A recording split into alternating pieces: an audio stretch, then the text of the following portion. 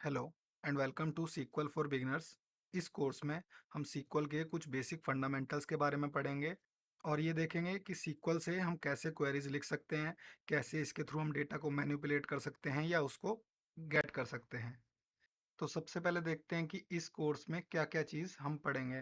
तो first of all हम इसमें कुछ थ्योरेटिकल कॉन्सेप्ट्स के बारे में पढ़ेंगे। हम देखेंगे कि डेटाबेस क्या होता है, हमें इसकी क्यों ज़रूरत पड़ती है। उसके बाद इसके अंदर टेबल्स क्या होती हैं, टेबल्स के अंदर डिफरेंट कीज़ क्या होती हैं।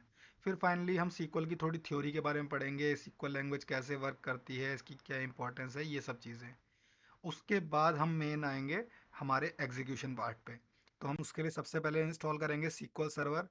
अब सीक्वल को एग्जीक्यूट करने के काफ़ी सारे तरीके हैं। आप माई सीक्वल यूज़ कर सकते हैं, पोस्टग्रेस सीक्वल यूज़ कर सकते हैं या सीक्वल सर्वर यूज़ कर सकते हैं। यूजुअली इन तीनों के सिंटैक्स में ज़्यादा फर्क नहीं होता। तो इस ट्यूटोरियल में हम सीक्वल सर्वर का यूज़ कर रहे हैं, बट आप चाहें तो माई सीक्वल या पोस्टग्रेस सीक्वल को यूज़ करके भी इस ट्यूटोरियल को फॉलो कर सकते हैं। तो एक बार हमारे पास सीक्वल सर्वर इंस्टॉल हो जाएगा, तो सबसे पहले हम देखेंगे उसके अंदर कोई डेटाबेस कैसे हम क्रिएट कर सकते हैं या एग्जिस्टिंग डेटाबेस को ड्रॉप या डिलीट कैसे कर सकते हैं। सिमिलरली एक बार हमारे पास डेटाबेस आ गया, तो हम उस डेटाबेस के अंदर देखेंगे टेबल्स कैसे बनाए जाते हैं, टेबल्स को कैसे मैनिपुलेट किया जाता है। फाइनली हम टेबल के अंदर डेटा को इंसर्ट करेंगे। डेटा के अंदर जो कॉलम्स होती हैं उनके कंस्ट्रेंट्स के बारे में पढ़ेंगे, डेटा को अपडेशन के बारे में पढ़ेंगे। एंड सबसे फाइनल में हम देखेंगे कि एक बार हमने डेटा हमारे टेबल्स में स्टोर करा दिया, तो हमारे पास कितने सारे ऑप्शंस होते हैं उस डेटा को डिफरेंट डिफरेंट व्यू में देखने के लिए।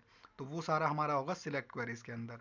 फाइनली हमने जितना कुछ सीखा है उसको हम ट्राई आउट करने के लिए एक सैम्पल डेटाबेस बनाएंगे, और उस सैम्पल डेटाबेस पे डिफरेंट डिफरेंट टाइप्स की क्वेरी एग्जीक्यूट करके हम एडवांस सीक्वल की तरफ थोड़ा बढ़ेंगे और देखेंगे कि कैसे हम सीक्वल में एडवांस्ड कॉन्सेप्ट्स जैसे कि वाइल्ड कार्ड्स, यूनियन, जॉइंस को यूज़ करके हमारे डेटा को मल्टीपल टेबल से फैच करके निकाल सकते हैं। इसके बाद जो चीज़ें इस कोर्स में नहीं कवर होंगी, तो सबसे पहले डाटाबेस मैनेजमेंट सिस्टम डीबीएमएस के कॉन्सेप्ट्स जैसे कि नॉर्मलाइजेशन, ट्रांजैक्शन, ये इस कोर्स में नहीं कवर होंगे। ये सारे इंपॉर्टेंट कॉन्सेप्ट्स हैं, बट इनका सीक्वल से रिलेशन कम है, इनका रिलेशन डाटाबेस मैनेजमेंट से ज़्यादा है, तो इस कोर्स का पार्ट ये नहीं है। उसके अलावा सीक्वल सर्वर हमें बहुत सारे फीचर्स देता है जो कि सीक्वल सर्वर के स्पेसिफिक होते हैं और बाकी के माई सीक्वल या पोस्टग्रेस सीक्वल में नहीं होते हैं। तो क्योंकि ये कोर्स सीक्वल सर्वर के लिए नहीं है, सीक्वल के लिए है, तो वो सारे फीचर्स इस कोर्स में कवर नहीं होंगे। उसके बाद एडवांस्ड कॉन्सेप्ट्स जो कि हैं ट्रिगर्स, प्रोसीजर्स एट्सेट्रा, वो इस कोर्स का पार्ट नहीं है। ये कोर्स एकदम फंडामेंटल लेवल का कोर्स है। इन कॉन्सेप्ट्स को आप ये कोर्स कवर करने के बाद अलग से पढ़ सकते हैं, बट इस कोर्स में ये सब कुछ कवर नहीं होगा। अगर आपने कभी भी प्रोग्रामिंग की है, चाहे वो किसी कंपटीशन के लिए की हो या कोई छोटा मोटा आपने सॉफ्टवेयर बनाया हो, तो उसमें जब हम डेटा किसी वेरिएबल में स्टोर करते हैं, तो आपने ये देखा होगा कि जब भी हम एप्लीकेशन को रीस्टार्ट करते हैं, हमने यूज़र से कुछ इनपुट लिया, एक वेरिएबल में स्टोर किया। अगर उसके बाद हम अपने प्रोग्राम को रीस्टार्ट करते हैं, तो उस पॉइंट पे आप देखेंगे कि हमें शुरू से फिर से सारा इनपुट लेना पड़ता है, और जो भी हमने इनपुट लिया था वो सब कुछ गायब हो चुका है, वो उन वेरिएबल्स में अभी स्टोर नहीं है। ये इसलिए होता है क्योंकि प्रोग्राम हमारा डेटा रन टाइम मेमोरी में स्टोर करता है। बेसिकली जब तक आपका प्रोग्राम रन करेगा तब तक वो डेटा है आपके पास। जैसे ही आपका प्रोग्राम एंड हुआ वो सारा डेटा ख़त्म हो गया, आपको फिर से दोबारा डेटा कलेक्ट करना होगा। ये चीज़ कॉम्पिटिटिव प्रोग्रामिंग या हल्के फुल्के सॉफ्टवेयर्स के लिए ठीक होती है, बट कभी भी आप कोई लार्ज साइज़ का सॉफ्टवेयर बनाएंगे तो आपको डेटा स्टोर करके रखना होगा परमानेंटली। आप नहीं चाहते कि ये यूज़र आपको एक ही चीज़ बार बार प्रोवाइड करता रहे। तो इस तरीके की डेटा स्टोरेज के लिए हम डेटाबेस का यूज़ करते हैं। डेटाबेस एक तरीके का कलेक्शन होता है इंटर रिलेटेड डेटा का, यानी कि एक डेटाबेस में हम आपस में रिलेटेड डेटा स्टोर करते हैं जिनका आपस में कुछ रिलेशन हो। उसके बाद डेटाबेस हमें काफ़ी सारे अच्छे अच्छे फीचर्स प्रोवाइड करता है, जिसमें सबसे पहला होता है कि उसमें डेटा ऑर्गेनाइज्ड मैनर में स्टोर होता है। आप चाहें तो फाइल मैनिपुलेशन का यूज़ करके प्रोग्रामिंग में और एक टेक्स्ट फाइल में भी सारा डेटा स्टोर कर सकते हैं, बट उस टेक्स्ट फाइल में डेटा सही से ऑर्गेनाइज नहीं होगा। आपको जब एक्चुअली सर्च करना होगा डेटा तो आपको बहुत सारी प्रॉब्लम्स आएंगी। उसके अलावा हमें डेटाबेस और बहुत सारे अच्छे अच्छे फीचर प्रोवाइड करता है, जिसमें होते हैं कि हम नया डेटा इंसर्ट कर सकते हैं, एग्जिस्टिंग डेटा को अपडेट कर सकते हैं, डिलीट कर सकते हैं, और उसमें गेट करके यानी कि व्यू भी कर सकते हैं उस डेटा को। तो अगर एक सिंपल टेक्स्ट बेस्ड स्टोरेज से मैं हमारे डेटाबेस को कंपेयर करूं, तो उसके ये कुछ एडवांटेजेस हमारे सामने आते हैं। तो सबसे पहला है कि सिंपल टेक्स्ट बेस्ड स्टोरेज में आपका डेटा ऑर्गेनाइज नहीं होगा, जबकि हम जब डाटाबेस मैनेजमेंट यूज़ करते हैं, specifically relational database management system, जो कि टेबल्स एंड कॉलम्स के बेस पे डेटा स्टोर करता है, तो उसमें हमें रो एंड कॉलम के फॉर्मेट में डेटा दिखता है। जैसे कि अगर आपने कभी एक्सेल या गूगल शीट्स यूज़ किया है, तो उसमें जिस तरीके से डेटा स्टोर होता है कि कॉलम्स होती हैं एंड रोज होती हैं डेटा की, तो उस तरीके से R D B M S work करता है। तो हमें ऑर्गेनाइजेशन काफ़ी अच्छा मिल जाता है डेटा का। इसके बाद अगर मैं simply text based storage use करता हूँ, तो मुझे सारा का सारा डेटा मैनेजमेंट खुद ही करना होगा। मुझे खुद ही देखना होगा कि डेटा को मैं किस तरीके से स्टोर करूँ कि प्रॉपरली समझ आ सके, एटलीस्ट डेटा कोई रीड कर सके, कोई गेट कर सके। But R D V M S ये सब चीज़ें अपने आप से हैंडल करके देता है। स्कीमास, टेबल्स, ऐसी बहुत सारी चीज़ें होती हैं जिसके थ्रू हम डेटा को प्रॉपरली डिवाइड करके अच्छे से स्टोर कर सकते हैं, जिससे कि किसी भी यूज़र को उस डेटा को समझने में दिक्कत ना आए। थर्ड, अगर मैं टेक्स्ट फाइल में डेटा स्टोर करता हूँ, तो उस टेक्स्ट फाइल को कोई भी एक्सेस कर सकता है। जिसके पास मेरी पीसी की एक्सेस है, वो मेरी टेक्स्ट फाइल एक्सेस कर पा रहा है और मैं उसको नहीं रोक सकता हूँ। कोई भी टेक्स्ट फाइल ओपन करेगा और सारा डेटा पढ़ लेगा। But R D B M S हमें लॉगिन बेस्ड एक्सेस प्रोवाइड करता है। तो जिसके पास भी लॉगिन के क्रेडेंशियल होंगे उस डाटाबेस मैनेजमेंट सिस्टम के, चाहे वो सीक्वल सर्वर हो, माई सीक्वल हो, पोस्टग्रेस सीक्वल हो, वो ही उसके अंदर का डेटा एक्सेस कर पाएगा। आप जब तक सही क्रेडेंशियल नहीं प्रोवाइड करोगे, ये आपको डेटा एक्सेस नहीं करने देगा। फाइनली, टेक्स्ट बेस्ड स्टोरेज में कोई भी इनबिल्ट ऐसा हमें वे नहीं मिलता जिसके थ्रू हम कुछ स्पेसिफिक डेटा गेट कर सकें। मेरे पास सिंपल यही ऑप्शन है, मैं पूरी फाइल ओपन करूं और उसमें फाइंड करूं जो भी डेटा मुझे फाइंड करना है। कुछ भी अच्छा सा मेरे पास एक बिल्ट इन वे नहीं है जिसके थ्रू मैं डेटा को एक्सेस कर सकूं। R D B M S का सबसे बड़ा एडवांटेज होता है सीक्वल, स्ट्रक्चर्ड क्वेरी लैंग्वेज। ये एक ऐसी लैंग्वेज है जिससे मैं स्पेसिफिक से स्पेसिफिक डेटा भी क्वेरी करके निकाल सकता हूँ। मुझे बस अपनी कंडीशंस बतानी है, मैं ये बताता हूँ कि मुझे क्या डेटा चाहिए और वो डेटा उस कंडीशंस के बेस पे सीक्वल निकाल के ला के देगा डेटाबेस मैनेजमेंट सिस्टम से। तो ये होता है डेटाबेस, और ये थे कुछ एडवांटेजेस सिंपल टेक्स्ट फाइल में डेटा स्टोर करने की बजाय डाटाबेस मैनेजमेंट सिस्टम यूज़ करने के। नेक्स्ट लेक्चर में हम डेटाबेस के अंदर टेबल्स जो होते हैं उनके बारे में पढ़ेंगे और देखेंगे कि टेबल्स क्या होते हैं, टेबल्स के अंदर हम डिफरेंट डिफरेंट टाइप की कीज़ कैसे यूज़ करते हैं। रिलेशनल डेटाबेस मैनेजमेंट सिस्टम में जो सबसे कोर एंटिटी होती है जिसके बेस पे पूरा का पूरा डेटाबेस वर्क करता है, वो टेबल होता है। एक टेबल के अंदर हम एक पर्टिकुलर टाइप के डेटा को स्टोर कर सकते हैं। टेबल के अंदर कॉलम्स एंड रोज होती हैं। कॉलम्स का मतलब होता है एक इंडिविजुअल आइटम की पर्टिकुलर प्रॉपर्टी को आइडेंटिफाई करना, और रोज होती हैं जो एक एक इंडिविजुअल आइटम को रिप्रेजेंट करती हैं। इसका एक एग्जांपल देखें तो जैसे कि ये एक एम्प्लॉय टेबल है। कोई भी ऑर्गेनाइजेशन अपने एम्प्लॉय का डेटा अगर स्टोर करती है, तो ये एक स्टैंडर्ड उसका हो सकता है। तो इसके अंदर इस टेबल की चार कॉलम्स हैं।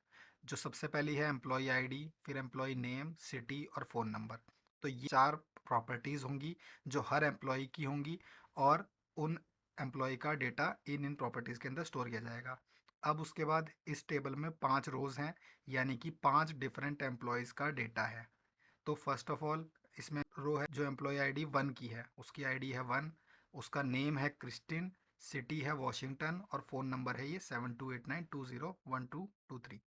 तो इस तरीके से एक रो के अंदर चारों कॉलम्स में डिफरेंट डिफरेंट डेटा है, और उन चारों कॉलम्स के डेटा को ग्रुप करके एक इंडिविजुअल आइटम क्रिएट होता है। तो इस तरीके से टेबल वर्क करता है, और टेबल के अंदर हम कुछ पर्टिकुलर कॉलम्स डिफाइन करके रखते हैं जो भी इस टेबल के अंदर जो डेटा स्टोर होगा उसमें हर एक इंडिविजुअल आइटम की होंगी, और हम जितनी चाहें उतनी रोज इसमें इंसर्ट कर सकते हैं, गिवन कि हम ये प्रॉपर्टीज़ प्रोवाइड करते चलें। अब ये हो गया टेबल सबसे सिंपलेस्ट फॉर्मेट में। बट टेबल हमें स्पेसिफिकली कभी ऐसे प्रोहिबिट नहीं करता कि हम उसमें कुछ डुप्लीकेट डेटा स्टोर कर दें, या जैसे कि हम ये प्रॉपर्टीज़ अभी जो दे रहे थे, तो हम प्रॉपर्टीज़ को नल दे दें। नल का मतलब है कि नहीं, इसके पास नहीं है। जैसे कि इसमें एम्प्लॉय की सिटी अगर हम चाहें तो किसी की नल दे दें, किसी की सिटी अभी हमें नहीं पता क्या है, डेटा में हमें पर एंट्री इंसर्ट करनी है, तो मैं नल इंसर्ट कर सकता हूँ। तो इस तरीके से हम कॉल टेबल के अंदर हमें फ्रीडम मिलती है कि हम डुप्लीकेट रो इंसर्ट करना चाहते हैं, या कुछ नल डालना चाहते हैं, या कुछ भी हमारे कोई एक तरीके से कंस्ट्रेंट नहीं है टेबल पे। तो ये होती है हमारी कुछ कॉमन कॉलम्स। बट हम अपनी कॉलम्स पे कुछ स्पेसिफिक प्रॉपर्टीज़ लागू करना चाहते हैं कि नहीं, मुझे इस टेबल के हर एक आइटम को इंडिविजुअली आइडेंटिफाई करना है तो मैं कैसे करूँगा? तो इस कॉलम में मैं एम्प्लॉय आईडी के थ्रू कर सकता हूँ।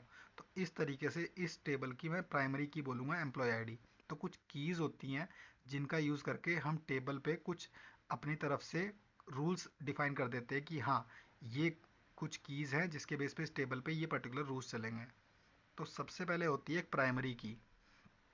हम किसी भी टेबल की एक किसी कॉलम को प्राइमरी की डिफाइन कर सकते हैं। एक कॉलम को प्राइमरी की डिफाइन करने का मतलब ये होता है कि ये वो पर्टिकुलर कॉलम है जिसके थ्रू मैं हर एक इंडिविजुअल रो को आइडेंटिफाई कर सकता हूँ। ठीक है। तो सबसे पहले अगर मैं इंडिविजुअल रो को आइडेंटिफाई करना चाहता हूँ तो उसके ऊपर कुछ रूल्स लगेंगे। तो सबसे पहला रूल क्या होगा कि वो यूनिक होनी चाहिए। अगर मैं उसके थ्रू उसको आइडेंटिफाई करना चाहता हूँ हर एक रो को, तो मेरी प्राइमरी की डुप्लीकेट नहीं हो सकती, वरना कन्फ्यूजन हो जाएगी, उन दोनों में आइडेंटिफाई नहीं कर पाऊंगा। तो फर्स्ट ऑफ ऑल वो यूनिक होनी चाहिए। एंड सेकेंडली वो नल नहीं होनी चाहिए। नल नहीं होने का मतलब उसकी हमेशा वैल्यू आपको प्रोवाइड करनी होगी। कभी भी ऐसा नहीं होगा कि आप उसकी वैल्यू ना प्रोवाइड करो। अब प्राइमरी की जब हमें टेबल में सिलेक्ट करनी हो तो ये एक तरीके से रिक्वायरमेंट या जो डेवलपर डेवलप कर रहे हैं उस सिस्टम को, उन पे डिपेंड करता है। बेस्ड ऑन रिक्वायरमेंट कोई भी एक पर्टिकुलर कॉलम ऐसी हो सकती है जिसके थ्रू हम पर्टिकुलर इंडिविजुअल रो को आइडेंटिफाई कर सकें और उसको प्राइमरी की चूज़ किया जाए। कुछ एग्जांपल देखें प्राइमरी कीज़ के। तो जैसे कि अगर आप कॉलेज में पढ़ते हो तो आपके इंडिविजुअल रोल नंबर्स होते हैं जो कभी भी डुप्लीकेट नहीं होते और हर एक स्टूडेंट के अपने होते हैं। सिमिलरली पैन कार्ड नंबर्स होते हैं, ईमेल एड्रेस होते हैं, ये ऐसी चीज़ें हैं जो यूजुअली हर एक के होते हैं और हमेशा यूनिक रहते हैं, कभी भी डुप्लीकेट नहीं होते। तो ऐसी कॉलम्स को हम प्राइमरी की यूजुअली चूज़ करते हैं। इसके बाद आता है कैंडिडेट की। अब आपके पास एक टेबल है जिसमें कि आप मान लो आपकी यूनिवर्सिटी का रोल नंबर भी है और पैन कार्ड भी है। तो आप दोनों में से किसी को भी प्राइमरी की चूज़ कर सकते हो। तो ऐसे टाइम पे ये दोनों होंगी कैंडिडेट की। कैंडिडेट की का मतलब यही होता है कि ये दोनों कैंडिडेट हैं एक प्राइमरी की बनने के। आपको इन दोनों में से कोई भी एक की को आप प्राइमरी की चूज़ कर सकते हो। और कैंडिडेट की एक ये भी स्पेशलिटी होती है कि ज़रूरी नहीं है कि वो एक सिंगल कॉलम ही हो। फॉर एग्ज़ाम्पल आप किसी टेबल में नेम और फादर्स नेम के बेस पे एक इंडी प्राइमरी की बना सकते हो, गिवन दैट कि यूनिकली आइडेंटिफाई करे ईच रो को इन दोनों कॉलम्स का कॉम्बिनेशन। तो हम किसी एक सिंगल कॉलम को या मल्टीपल कॉलम के ग्रुप को एक कैंडिडेट की मान सकते हैं, गिवन दैट कि उसमें नॉन नल वैल्यूज़ ना आए और यूनिकली आइडेंटिफाई करे वो हर एक रो को। फॉरेन की का यूज़ तब आता है जब हमें दो टेबल को आपस में रिलेट करना हो। कभी भी हमारे पास दो टेबल हैं जिनका कि डेटा आपस में रिलेटेड है। तो फॉरेन की का एक अगर हम एग्जांपल देखें तो यूनिवर्सिटी के ही एग्जांपल में अगर हम देखें तो मान लीजिए हमारे पास स्टूडेंट का डेटा है कि वो स्टूडेंट कौन है, उसका नेम, वो किस कोर्स में एनरोल्ड है। सिमिलरली हमारे पास दूसरे एंड पे है डिपार्टमेंट का डेटा कि कोई एक पर्टिकुलर स्टूडेंट किस किस डिपार्टमेंट में करंटली है। तो इस टाइम पे हमें इन दोनों डेटा टेबल्स के बीच में रिलेशन चाहिए। अब हम रिलेशन कैसे बना सकते हैं? तो एक कॉलम है स्टूडेंट अंडरस्कोर आईडी जो कि दोनों में मिलेगी। ये तो नॉर्मल अंडरस्टैंडिंग है कि स्टूडेंट टेबल की हमें अगर प्राइमरी की बनानी हो तो स्टूडेंट आईडी बना सकते हैं। तो अब स्टूडेंट टेबल की प्राइमरी की है स्टूडेंट आईडी, और जब डिपार्टमेंट हम टेबल बनाएंगे तो उसमें उसको हम फॉरेन की मार्क कर देंगे, यानी कि ये दोनों में आपस में रिलेशन बन गया है। इस पॉइंट पे अगर हम कभी भी स्टूडेंट को डिलीट करने जाएंगे तो हम डिफाइन कर सकते हैं कि बेस्ड ऑन डिपार्टमेंट में जो एंट्री स्टूडेंट की बनी हुई है तो इसको डिलीट करने देगा या नहीं देगा, या कोई भी रिएक्शन होगा। अगर हम ये रिलेशनशिप नहीं बनाते तो कोई भी, ये एक बार हमने दोनों टेबल में एंट्री इंसर्ट कर दी और उसके बाद अगर ये स्टूडेंट को डिलीट कर देता है तो डिपार्टमेंट टेबल में कुछ सेंस नहीं बनेगा कि ये एंट्री स्टूडेंट की क्यों पड़ी है जबकि वो स्टूडेंट है ही नहीं अभी हमारे पास कहीं भी एंट्री में। इस तरीके की चीज़ों को प्रिवेंट करने के लिए फॉरेन की यूज़ होती है। तो ये थे टेबल्स और उनके अंदर यूज़ होने वाली डिफरेंट डिफरेंट टाइप की कीज़। नेक्स्ट लेक्चर में हम देखेंगे कि सीक्वल कैसे वर्क करती है और क्या यूजेज होता है सीक्वल का, हमें क्या एडवांटेजेस ये प्रोवाइड करती है। सीक्वल या एसक्यूएल एक स्टैंडर्ड लैंग्वेज है जिसका यूज़ करके हम रिलेशनल डेटाबेसेस को एक्सेस कर सकते हैं और मैनिपुलेट कर सकते हैं। सीक्वल का मतलब होता है स्ट्रक्चर्ड क्वेरी लैंग्वेज। ये किसी भी एक यूज़र को हमारे डेटाबेस के अंदर कुछ भी क्रिएट करने का, डिलीट करने का और मैनिपुलेट करने का एक्सेस प्रोवाइड करती है। इसमें डिफरेंट डिफरेंट टाइप्स की कमांड होती हैं जिसका यूज़ करके हम डेटाबेस के अंदर डिफरेंट डिफरेंट टाइप के ऑपरेशंस परफॉर्म कर सकते हैं। काफ़ी सारे डिफरेंट रिलेशनल डेटाबेस सिस्टम्स होते हैं जैसे कि Oracle, MySQL, PostgreSQL, SQL Server. ये सारे सीक्वल को सपोर्ट करते हैं। तो अगर आप सीक्वल सीख जाते हो तो आप इन सारे डेटाबेस मैनेजमेंट सिस्टम्स के अंदर ऑपरेशंस परफॉर्म कर सकते हो। सीक्वल हमें बहुत सारे डिफरेंट टाइप की कमांड्स प्रोवाइड करती है जिनका यूज़ करके कि हम अपने ऑपरेशंस परफॉर्म करते हैं। तो सबसे पहली टाइप ऑफ कमांड होती है data manipulation language. Data manipulation language के अंदर वो सारी कमांड्स आती हैं जो इंडिविजुअल रो आइटम पे वर्क करती हैं। आप कभी भी एक सिंगल रो लेवल पे डेटा व्यू करना चाहते हो, इंसर्ट करना चाहते हो, अपडेट या डिलीट करना चाहते हो, तो आप डेटा मैनिपुलेशन लैंग्वेज का यूज़ करोगे। डेटा डेफिनेशन लैंग्वेज का मतलब होता है आप कभी भी टेबल लेवल या स्कीमा लेवल पे वर्क कर रहे हो, इंडिविजुअल रो लेवल पे वर्क नहीं कर रहे हो। आप कोई टेबल क्रिएट करते हो, आप कोई डेटाबेस क्रिएट करते हो, ऑल्टर करते हो टेबल को या उसका स्ट्रक्चर किसी तरीके से चेंज करते हो, तो डेटा डेफिनेशन लैंग्वेज में वो सारी कमांड्स आती हैं। डेटा कंट्रोल लैंग्वेज कंसर्न करती है अपने आप को कि आप एक्सेस को कंट्रोल कर रहे हो, कौन सा यूज़र डेटा को व्यू कर सकता है, कौन सा यूज़र डेटा को चेंज कर सकता है, ये सारा आपको कंट्रोल करना है। तो आप डेटा कंट्रोल लैंग्वेज के अंडर की कमांड्स को यूज़ करोगे। फाइनली होता है transaction control language. Transaction control language थोड़ा एडवांस्ड होता है। ट्रांजैक्शन कंट्रोल लैंग्वेज आप तब यूज़ करोगे जब आपको मल्टीपल डिफरेंट कमांड्स को आपस में ग्रुप करना हो। आप चाहते हैं कि चार मैंने जो कमांड्स लिखी हैं डिफरेंट डिफरेंट, या तो ये चारों एग्जीक्यूट हों या एक भी ना हो, तो आप उनको एक पर्टिकुलर ट्रांजैक्शन के अंदर डाल दोगे और उस चीज़ के लिए यूज़ होती है ट्रांजैक्शन कंट्रोल लैंग्वेज। तो इन सारे टाइप की कमांड्स के हम कुछ एग्जांपल देखें तो सबसे पहले आता है डेटा मैनिपुलेशन लैंग्वेज के अंदर सिलेक्ट, जिसका यूज़ करके आप डेटा व्यू करोगे। इंसर्ट, नया डेटा इंसर्ट करने के लिए। अपडेट, एग्जिस्टिंग डेटा को अपडेट करने के लिए। और डिलीट, कुछ भी पर्टिकुलर डेटा डिलीट करने के लिए। डेटा डेफिनेशन लैंग्वेज के अंदर आता है क्रिएट। आप क्रिएट डेटाबेस कर सकते हो नया डेटाबेस बनाने के लिए। आप क्रिएट टेबल कर सकते हो नया टेबल बनाने के लिए। ऑल्टर, कभी भी आपने टेबल बना लिया है, आप उसके अंदर फिर कुछ चेंजेस करना चाहते हो, आपकी कोई कॉलम ऐड नहीं हुई या कॉलम में कुछ गलती आपने डिफाइन की है, तो आप ऑल्टर करके टेबल को चेंज कर सकते हो। ड्रॉप, आपने जो डेटाबेस या टेबल बनाया है आप उसको डिलीट करना चाहते हो या ड्रॉप करना चाहते हो, तो वो ड्रॉप होता है। उसके बाद आता है data control language. Data control language, आप किसी यूज़र को परमिशन कुछ ग्रांट करना चाहते हो तो ग्रांट कमांड से करोगे।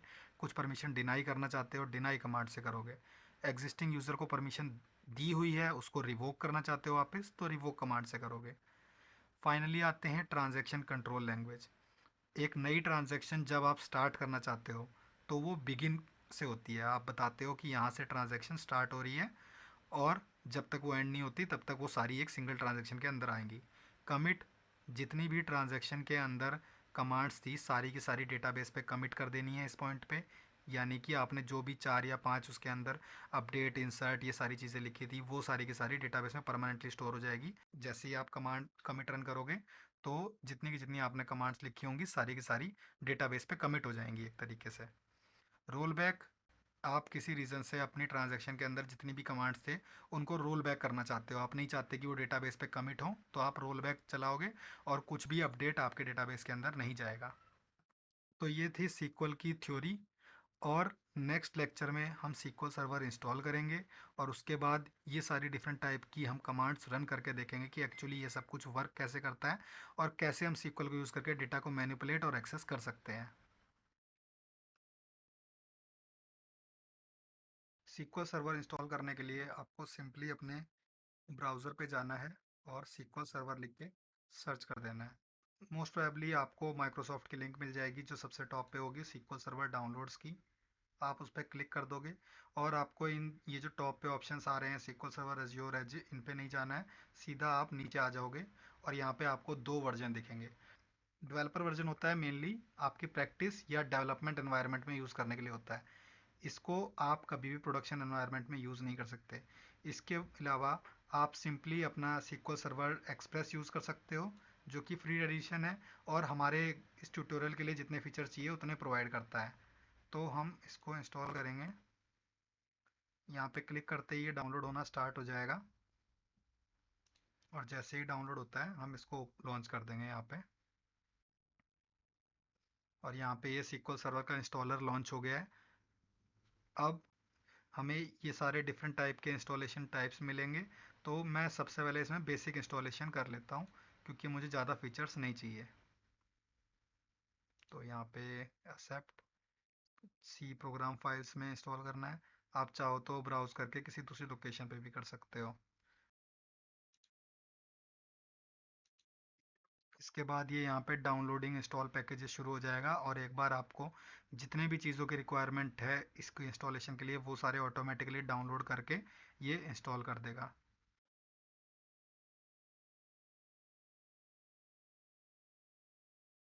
तो एक बार आपका इंस्टॉलेशन जब सक्सेसफुली कंप्लीट हो जाता है तो आप इस स्क्रीन पे आ जाओगे, जिस पे कि आप अपना इंस्टेंस नेम देख सकते हैं। सबसे पहले तो SQL एक्सप्रेस।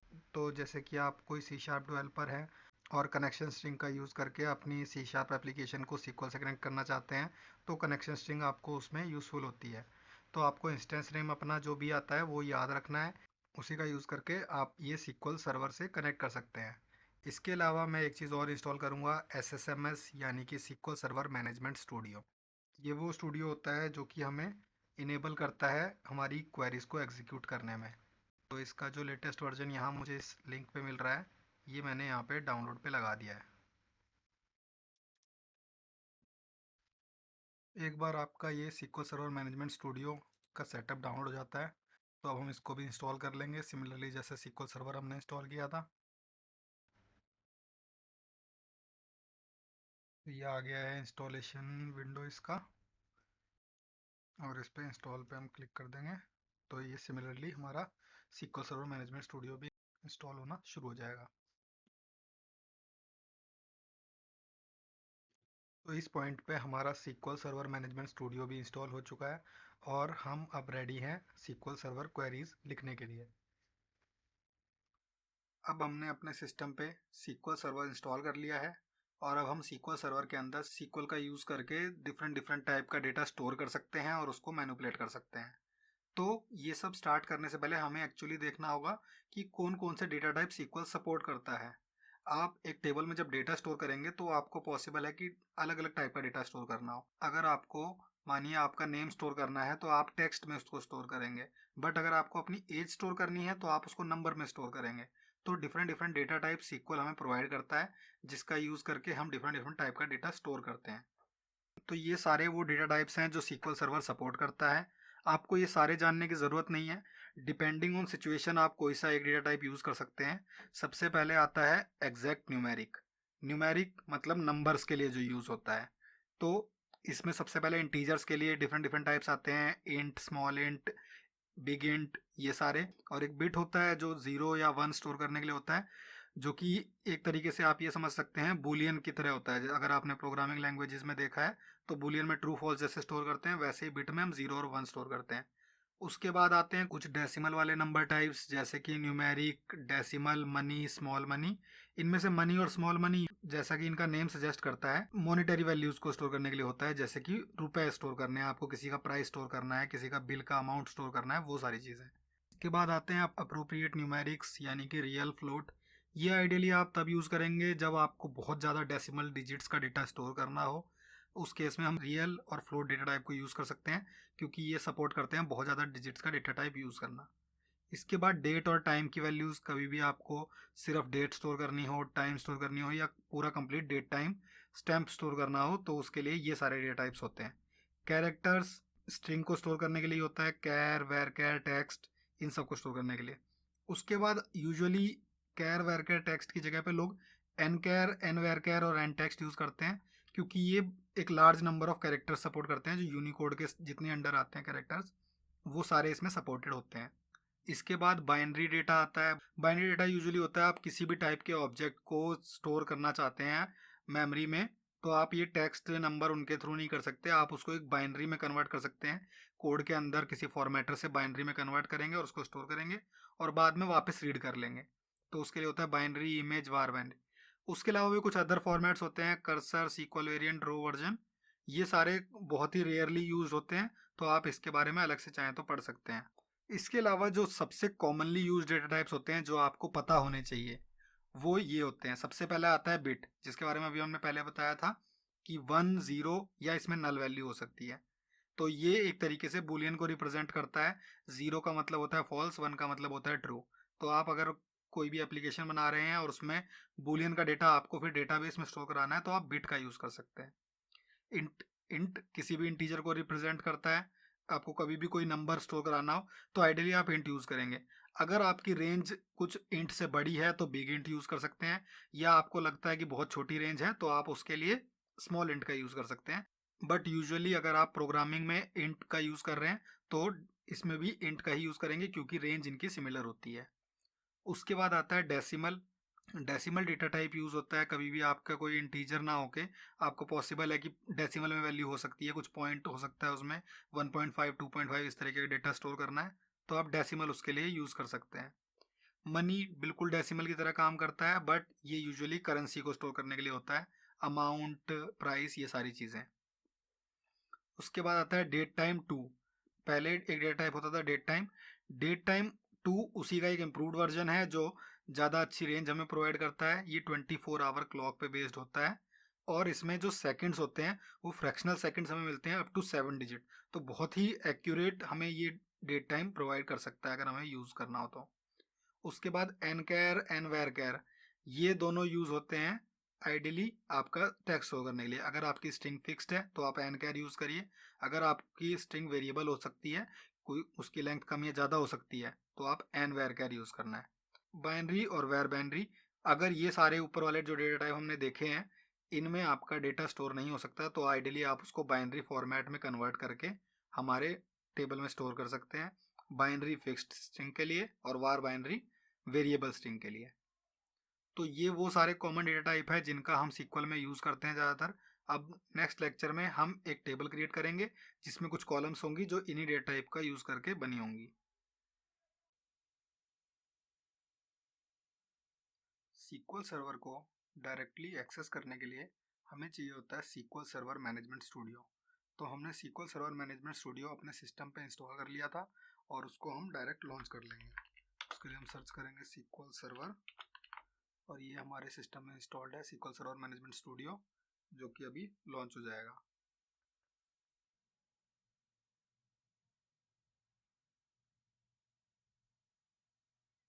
तो सीक्वल सर्वर लॉन्च होने के बाद जो सबसे पहली स्क्रीन मेरे सामने आती है वो आती है लॉगिन की। सबसे पहले मुझे सीक्वल सर्वर मैनेजमेंट स्टूडियो में बताना होता है कि मैं कौन से सीक्वल सर्वर को कनेक्ट करना चाहता हूँ। मैं अपने सिस्टम पे एक से ज़्यादा सीक्वल सर्वर भी इंस्टॉल कर सकता हूँ, और यहाँ पे मैं उसका एड्रेस दूंगा सर्वर का जिससे मैं कनेक्ट करना चाहता हूँ। तो हमने सीक्वल एक्सप्रेस इंस्टॉल किया था, जो कि हमें इस पाथ में मिलेगा local host slash SQL server. अगर हम किसी और मशीन के सीक्वल एक्सप्रेस से कनेक्ट करना चाहते हैं तो उसका आईपी एड्रेस हम यहाँ डाल सकते हैं। उसके बाद ऑथेंटिकेशन, मैं विंडो ऑथेंटिकेशन यूज़ कर रहा हूँ क्योंकि मैंने इंस्टॉल करते टाइम स्पेसिफाई किया था कि विंडो ऑथेंटिकेशन को एक्सेस देनी है। तो मैं कनेक्ट पे क्लिक करूँगा।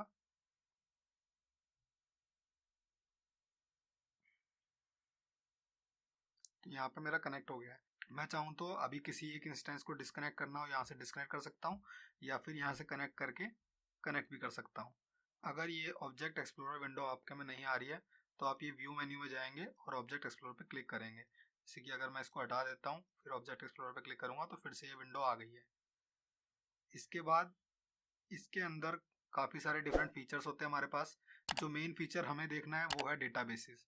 हम डेटाबेसेस के अंदर काम करेंगे और उसी के अंदर टेबल्स बनाएंगे। तो सिस्टम में जितने भी डेटाबेसेस होते हैं हमारे सीक्वल सर्वर के अंदर, वो सारे यहाँ डिस्प्ले करते हैं। जैसे मेरे एग्जिस्टिंग 2 डेटाबेस पड़े हुए हैं तो वो यहाँ पे हैं। उसके अलावा सिस्टम हमें इनबिल्ट कुछ डेटाबेस प्रोवाइड करता है जिनके साथ अनलेस आपको नॉलेज है आप क्या कर रहे हो, इनके साथ छेड़खानी नहीं करनी चाहिए।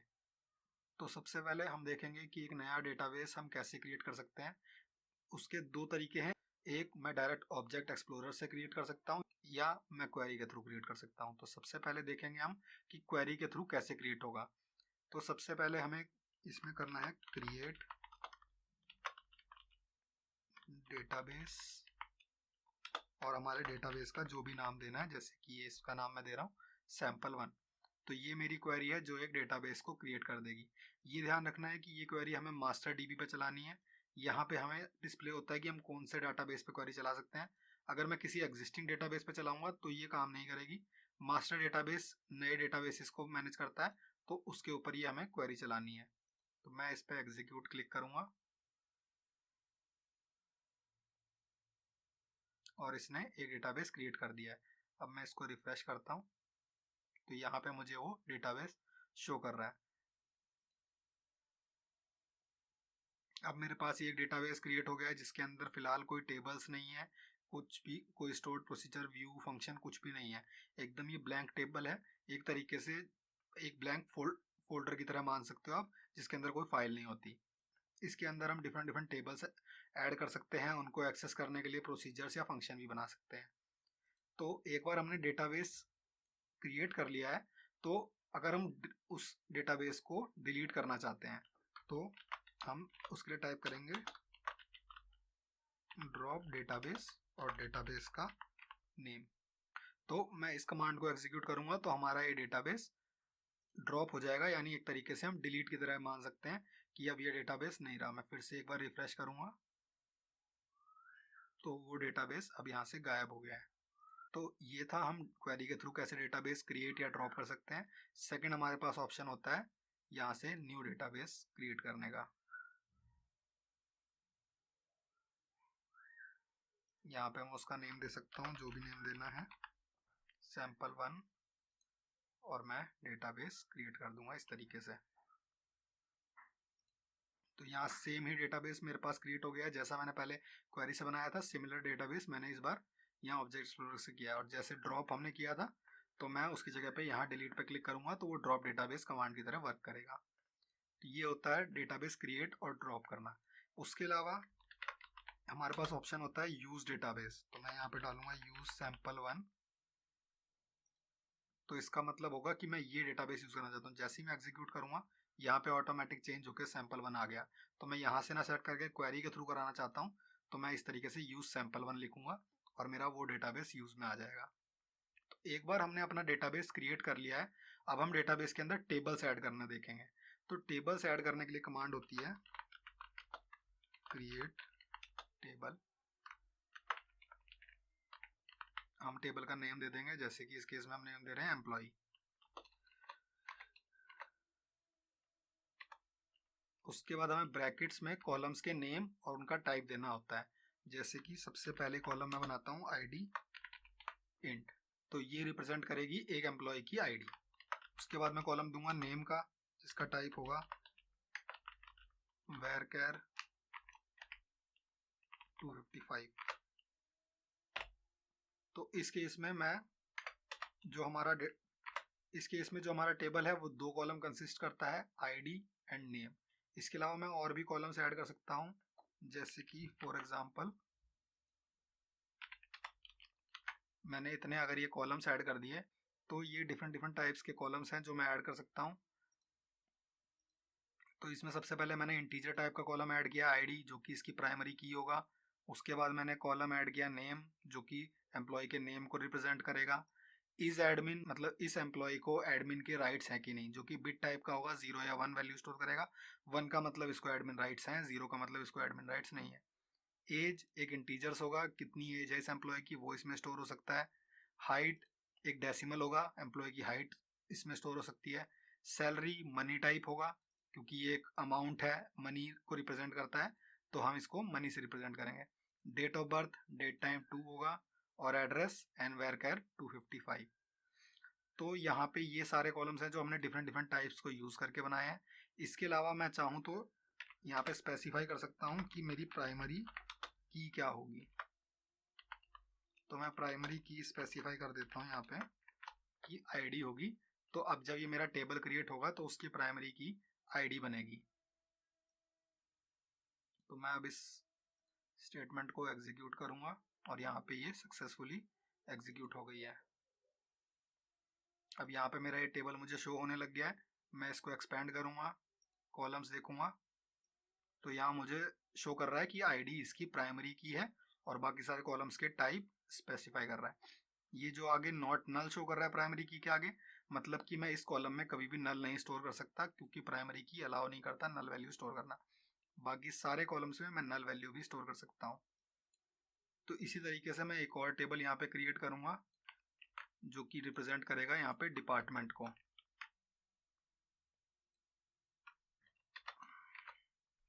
अब ये मेरा टेबल है डिपार्टमेंट नेम का, जिसमें आईडी होगी डिपार्टमेंट की आईडी, नेम होगा जो भी डिपार्टमेंट का नेम है, और एडमिन आईडी होगी जो कि एक तरीके से फॉरेन की होगी, जो कि इस आईडी को रिप्रेजेंट करेगी एम्प्लॉय कौन सा है जो इस डिपार्टमेंट का एडमिन है। तो मुझे अगर मैपिंग करनी है फॉरेन की तो मैं यहाँ पे स्पेसिफाई कर सकता हूँ कि मैं एक फॉरेन की क्रिएट करना चाहता हूँ, और ये की होगी कौन से कॉलम पे, एडमिन आईडी, और ये किस टेबल को रेफरेंस करेगी, ये रेफरेंस करेगी एम्प्लॉय टेबल को, एम्प्लॉय टेबल के कॉलम आईडी को। तो मैंने यहाँ पे इस कंस्ट्रेंट के थ्रू स्पेसिफाई किया है कि मेरे एडमिन आईडी कॉलम एक फॉरेन की है जो कि एम्प्लॉय टेबल की आईडी कॉलम को रेफर करता है। इसके अलावा मैं चाहूँ तो अपनी एक प्राइमरी की भी बता सकता हूँ। मैं बताऊंगा कि इस कॉल टेबल की प्राइमरी की है आईडी। तो हमारे पहले टेबल में सिर्फ एक प्राइमरी की थी, और हमारे सेकंड टेबल में एक प्राइमरी की है और एक फॉरेन की है। कभी मेरी क्वेरी विंडो में अगर दो क्वेरीज हैं और मैं एक को रन करना चाहता हूं तो मैं उतने पार्ट को सिलेक्ट करूंगा और एग्जीक्यूट पे क्लिक कर दूंगा। अब इस पॉइंट पे मेरे दो टेबल्स क्रिएट हो गए हैं। मैं यहाँ पे रिफ्रेश क्लिक करूंगा ताकि वो टेबल शो हो जाए, और यहाँ पे मेरा सेकंड टेबल आ गया है। मैं इसमें देखूंगा तो ये एक मेरी प्राइमरी की है, यहाँ पे ये मेरी एक, यहाँ पे नेम सिंपल कॉलम है, और यहाँ पे एक फॉरेन की है एडमिन आईडी। अगर मैं स्पेसिफिकली देखना चाहूँ तो मेरे टेबल में जितनी भी कीज़ हैं वो सारी मैं यहाँ कीज़ के अंडर भी देख सकता हूँ। तो ये डिफरेंट तरीके होते हैं हमारे सिस्टम में एक टेबल को क्रिएट करने के, उसके अंदर कीज़ को स्पेसिफाई करने के। इसके बाद हम नेक्स्ट लेक्चर में देखेंगे कि एक बार हमने टेबल क्रिएट कर दिया है तो हम उसमें टेबल में कुछ चेंजेस कैसे कर सकते हैं। फॉर एग्जांपल मैंने डिपार्टमेंट को टेबल तो बना दिया, बट मैं इसके अंदर एक और कॉलम ऐड करना चाहता हूँ, या कोई कॉलम का टाइप चेंज करना चाहता हूँ। जैसे ये सारी कॉलम अभी जो है ये नल टाइप की हैं, ये अलाउ करती है नल स्टोर करना, बट मैं चाहता हूँ नल ना स्टोर करना हो, तो मैं कैसे इस चीज़ को चेंज कर सकता हूँ, ये सारे हम देखेंगे ऑल्टर टेबल कमांड के अंडर। अब तक हम अपना एक डेटाबेस बना चुके हैं और उसके अंदर हमने दो टेबल्स बनाए थे, डिपार्टमेंट और एम्प्लॉय नाम के। तो अब हमारे पास एक कंप्लीट हमारा वर्क स्पेस अवेलेबल है जिसके अंदर हम डिफरेंट टाइप का डेटा स्टोर कर सकते हैं, और जो हमने टेबल्स बनाए हैं उनके अंदर हम एक एक single row of data insert करेंगे और उस डेटा को स्टोर करेंगे। तो जब हमने टेबल बनाया था तो हमने उसमें स्पेसिफाई किया था कि कौन कौन सी कॉलम्स होंगी। फॉर एग्जांपल हमारे डिपार्टमेंट टेबल के अंदर आईडी कॉलम है, नेम कॉलम है, एडमिन आईडी कॉलम है। सिमिलरली हमारे एम्प्लॉय टेबल के अंदर कॉलम्स हैं ID, name, is admin, age, ये सारी की सारी। तो जिस टाइम पे हम टेबल को डिफाइन कर रहे हैं हमने स्पेसिफाई कर दिया कि उसके अंदर कौन कौन सी कॉलम्स होंगी और उनका डेटा टाइप क्या होगा। बट कई बार ये सिचुएशन आ सकती है कि हमने एक बार टेबल बनाया और वो टेबल बनाने के बाद हमें रियलाइज़ होता है कि हमें एटलीस्ट एक कॉलम और ऐड करनी है, या किसी कॉलम का हमने डेटा टाइप गलत दिया है, या फॉर एग्जांपल कोई हमने ऐसी कॉलम ऐड कर दी जिसका कोई यूज़ नहीं है। तो हमारे पास ऑप्शन होना चाहिए कि हम एग्जिस्टिंग किसी टेबल को मॉडिफाई कर सकें। तो इसके लिए हमारे पास होती है ऑल्टर टेबल कमांड। जैसे हम क्रिएट टेबल कमांड से एक टेबल को क्रिएट करते हैं, वैसे ही हम ऑल्टर टेबल कमांड को यूज़ करके एक एग्जिस्टिंग टेबल को मॉडिफाई कर सकते हैं। ऑल्टर टेबल कमांड का यूज़ होता है एक टेबल में कोई नई कॉलम ऐड करने के लिए, एग्जिस्टिंग कॉलम ड्रॉप करने के लिए, या किसी एग्जिस्टिंग कॉलम में थोड़ा चेंजेस करने के लिए। मान लीजिए आपको उसका डेटा टाइप बदलना है या उसके कुछ कंस्ट्रेंट्स बदलने हैं। तो सबसे पहले हम देखेंगे कि हम किसी एक टेबल में एक नई कॉलम कैसे ऐड कर सकते हैं। फॉर एग्जांपल हमारी अगर एम्प्लॉय टेबल पे हम जाएं तो हम इसमें लिखेंगे ऑल्टर टेबल और टेबल का नेम एम्प्लॉय। ओके, और उसके बाद हम लिखेंगे ऐड। हमें एक कॉलम ऐड करनी है, हम यहाँ पे कॉलम का नेम देंगे हमें क्या कॉलम ऐड करनी है। तो फॉर एग्जांपल इस केस में हम एम्प्लॉय का मोबाइल नंबर अगर ऐड करना चाहते हैं तो मैं कॉलम का नेम दे दूंगा मोबाइल, और इसका डेटा टाइप होगा कैर, लेट्स से 10। तो यहाँ मैं डिक्लेयर कर रहा हूँ कि मैं एम्प्लॉय टेबल में एक नई कॉलम ऐड करना चाहता हूँ जिसका नेम होगा मोबाइल और जिसका टाइप होगा कैर 10। तो मैं जैसे ही इसको एग्जीक्यूट करूँगा, इसने मेरे टेबल के अंदर एक नई कॉलम ऐड कर दी है जो मुझे अभी विजिबल नहीं हो रही। तो मैं इसको रिफ्रेश करूँगा और यहाँ पे मेरी एक नई कॉलम आ चुकी है, मोबाइल नाम की कॉलम, जिसका टाइप है कैर 10 नल। तो इस तरीके से हमने एक कॉलम इसके अंदर ऐड कर दी। अब मैं अगर एक एग्जिस्टिंग कॉलम को मॉडिफाई करना चाहता हूँ, जैसे कि अगर यही कॉलम मोबाइल को मैं मॉडिफाई करना चाहता हूँ, तो मैं यहाँ पे राइट करूँगा ऑल्टर टेबल एम्प्लॉई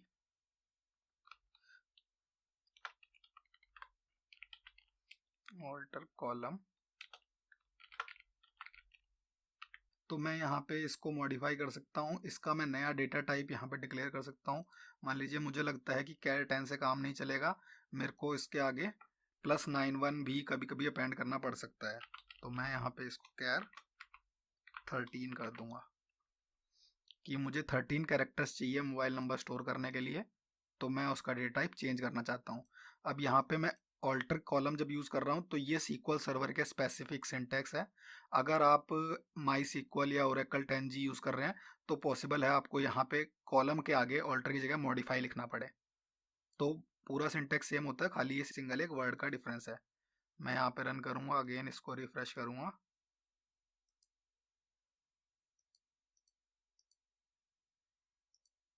तो यहाँ पे मेरे मोबाइल का डेटा टाइप हो चुका है अब कैर 13। सिमिलरली मैं चाहूँ तो किसी कॉलम को ड्रॉप भी कर सकता हूँ। फॉर एग्जांपल हमने यहाँ पे कॉलम डाली थी डेट ऑफ बर्थ और एज दोनों। अब अगर मेरे पास किसी की डेट ऑफ बर्थ है तो मैं उसकी एज डायरेक्ट निकाल सकता हूँ, ऐसी किसी कॉलम को स्टोर करने की मुझे ज़रूरत नहीं है। तो मैं यहाँ पे चाहूँ तो इसको ड्रॉप करूँगा, alter table employee drop column age. और यहाँ पे मैं ये जो नेक्स्ट लाइन में लिख रहा हूँ ऑल्टर टेबल अलग से और ड्रॉप कॉलम अलग से, इसकी कोई ज़रूरत नहीं होती है। मैं इसको डायरेक्ट ऐसे भी लिख सकता हूँ, जस्ट ये बेटर रीडेबल हो इसके लिए इस तरीके से लिखा जाता है कि ये आप ऑल्टर टेबल एक में लिखें और फिर नेक्स्ट लाइन में अपना जो भी टेबल में ऑल्टरिंग कर रहे हैं वो लिखें। इसका सिंटैक्टिकली कोई डिफरेंस नहीं होता कि मैं सेम लाइन में लिखूँ या डिफरेंट लाइन में, बस बेटर विजुअल के लिए ऐसे लिखते हैं। तो मैं यहाँ पे इस कॉलम को ड्रॉप कर दूंगा और अगेन जैसे ही हम इसको रिफ्रेश करेंगे तो यहाँ पे अब मेरी एज कॉलम नहीं है। तो मैं इस तरीके से अपने टेबल को कोई कॉलम को ऐड कर सकता हूँ, किसी कॉलम को मॉडिफाई कर सकता हूँ और किसी कॉलम को ड्रॉप भी कर सकता हूँ। ये डिफरेंट टाइप्स के मॉडिफिकेशन होते हैं।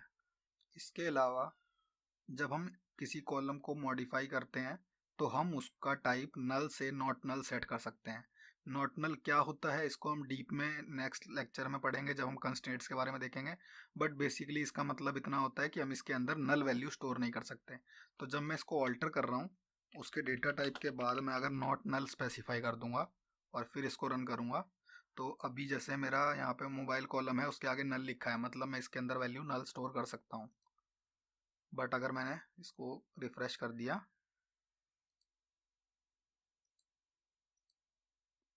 तो ये मेरी कॉलम के आगे नॉट नल लिखा आ गया, यानी कि मैं इसके अंदर नॉट नल नहीं स्टोर कर सकता। सिमिलरली जितनी मेरी प्राइमरी की होती हैं वो ऑलवेज नॉट नल होती हैं क्योंकि वो एक प्राइमरी की है जिससे हम ग्रो को आइडेंटिफाई करेंगे तो नल उसमें वैल्यू स्टोर नहीं हो सकती है। तो नेक्स्ट लेक्चर में हम कंस्ट्रेंट्स के बारे में पढ़ेंगे और देखेंगे कि ये जो नॉट नल और यूनिक कंस्ट्रेंट्स हैं इन सब का क्या यूजेज होता है और इनको हम कैसे यूज़ करते हैं सीक्वल में।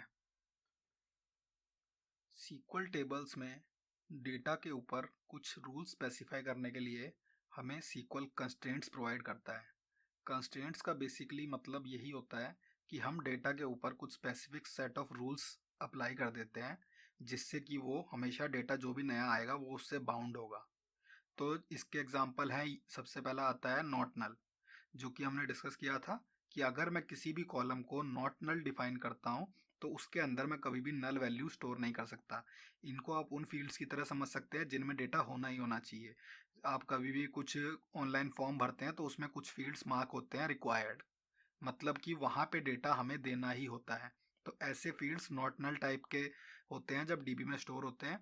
क्यों? क्योंकि उनकी वैल्यू कभी भी हमें ब्लैंक नहीं दी जाती, उनमें कुछ ना कुछ वैल्यू हमें देनी होती है। इसके अलावा कंस्ट्रेंट्स होते हैं यूनिक। यूनिक नेम से काफ़ी क्लियर है कि इसका मतलब है कि कोई भी दो रोज में ये कॉलम डुप्लीकेट नहीं हो सकती। इसके सिंपल सिंपल से एग्जांपल्स हैं, हमारी जितनी भी आईडीज होती हैं, हमारा Aadhaar card, PAN card, driving licence ID etcetera, ये सब में यूनिक वैल्यू होती है। मतलब किन्हीं भी दो लोगों का डेटा इस कॉलम में कभी भी डिफरेंट नहीं होगा। तो इस तरीके से हम डिफरेंट डिफरेंट टाइप से कंस्ट्रेंट्स हमारे डेटा पे डिफाइन करते हैं, और उससे हमारा टेबल का स्ट्रक्चर मेंटेन रहता है कि कभी कोई हमारे टेबल में अनएक्सपेक्टेड डेटा ना एंटर कर सके, जो कि हम नहीं चाहते कि इस तरीके का डेटा हमारे में एंटर हो। तो सबसे पहले हम देखेंगे कि क्रिएट टेबल कमांड के साथ हम कैसे डिफरेंट कंस्ट्रेंट्स हमारे डाटा पे डिफाइन कर सकते हैं। तो हमने पहले ही एक टेबल क्रिएट किया था एम्प्लॉय नाम से। हम उसके सिमिलर एक टेबल क्रिएट कर रहे हैं एम्प्लॉय 1, जिसमें ऑलमोस्ट सारी सेम कॉलम्स हैं। डिफरेंस क्या है कि एक तो ये हमने आईडी कॉलम को इसमें प्राइमरी की नहीं डिफाइन किया, तो हम इसमें प्राइमरी की ना डिफाइन करके इसको नॉट नल डिफाइन कर रहे हैं। नॉट नल का मतलब सिंपल है कि हम इसमें कभी नल नहीं स्टोर कर सकते। इसके साथ मैं इसमें इसको डालूंगा कि ये यूनिक होगी। यूनिक होने का मतलब क्या है कि कभी भी हम इसमें डुप्लीकेट वैल्यू नहीं स्टोर कर पाएंगे। तो इसका बिहेवियर हमने ऑलमोस्ट प्राइमरी की जैसा ही कर दिया है कि इसमें कभी भी नल वैल्यू भी नहीं है और हमेशा इसके अंदर यूनिक वैल्यूज़ हैं। प्राइमरी की भी हमें सेम तरीके की फंक्शनैलिटी प्रोवाइड करती है, और कुछ एडिशनल फंक्शनैलिटीज़ वो प्रोवाइड करती है, इंडेक्सिंग वगैरह, जो अभी हमें डिस्कस नहीं करने हैं। तो इस तरीके से मैं क्रिएट टेबल करते टाइम किसी भी कॉलम पे कंस्ट्रेंट डिफाइन कर सकता हूँ। इसके अलावा एक डिफ़ॉल्ट कंस्ट्रेंट जो हमने डिस्कस किया था कि हम डिफ़ॉल्ट वैल्यू देना चाहते हैं। तो जैसे कि हमारी इज एडमिन कॉलम है, इज एडमिन कॉलम में मैं चाहता हूँ बाय डिफ़ॉल्ट कोई एडमिन ना हो। तो बाय डिफ़ॉल्ट अगर मैं कोई नई रो क्रिएट करता हूँ और मैं उसमें इज एडमिन कॉलम प्रोवाइड नहीं करता हूँ, तो उसकी डिफ़ॉल्ट वैल्यू मैं चाहता हूँ कि वो 0 रहे। तो मैं यहाँ पे डिफाइन कर रहा हूँ इज एडमिन बिट टाइप की डिफॉल्ट वैल्यू 0 है। अब इसमें मैं नल भी अलाउ कर रहा हूँ और डिफॉल्ट 0 भी रख रहा हूँ। तो मतलब क्या होगा कि मैं एक्सप्लिसिटली नल स्टोर करना चाहता हूँ तो मैं कर सकता हूँ, पर अगर मैं कुछ भी वैल्यू प्रोवाइड नहीं करता हूँ तो डिफॉल्ट 0 रहेगा। तो मैं यहाँ अगर चाहूँ तो मैं इसको नॉट नल भी कर सकता हूँ कि तुम अब इसमें नल स्टोर ही नहीं कर सकते और बाय डिफॉल्ट 0 होगा। तुम वैल्यू 1 स्टोर कर सकते हो इसके अंदर अगर चाहो तो इस तरीके से हमारे कंस्ट्रेंट डिफाइन होते हैं क्रिएट टेबल के टाइम पे। तो अगर मैं इसको एग्जीक्यूट कर दूं तो मेरा यहाँ पे एक थर्ड टेबल आ गया employee 1। ID, name, is admin, height सारे सेम कॉलम्स हैं। डिफरेंस क्या है कि मेरा एक तो मोबाइल केयर नॉट नल है, इज एडमिन नॉट नल है, और यहाँ पे आईडी नॉट नल है। और जो मैंने इसका डिफ़ॉल्ट डिफाइन किया था वो यहाँ पे मेरा कंस्ट्रेंट्स के अंदर एक कंस्ट्रेंट बन के आ गया है यूनिक नेम से। मैं इसको अगर चाहूँ तो ऐसे करके व्यू कर सकता हूँ कि एक्चुअली इसका मतलब क्या है। तो इसका मतलब ये है कि ये हमारा एक डिफ़ॉल्ट ऐड है 0 इज एडमिन कॉलम में एम्प्लॉय 1 के अंदर। तो ये एक ऑल्टर टेबल का सिंटैक्स दे रहा है मुझे। इसी तरीके से मैं ऑल्टर टेबल सिंटैक्स का यूज़ करके भी कंस्ट्रेंट्स मेरे टेबल में ऐड कर सकता हूँ।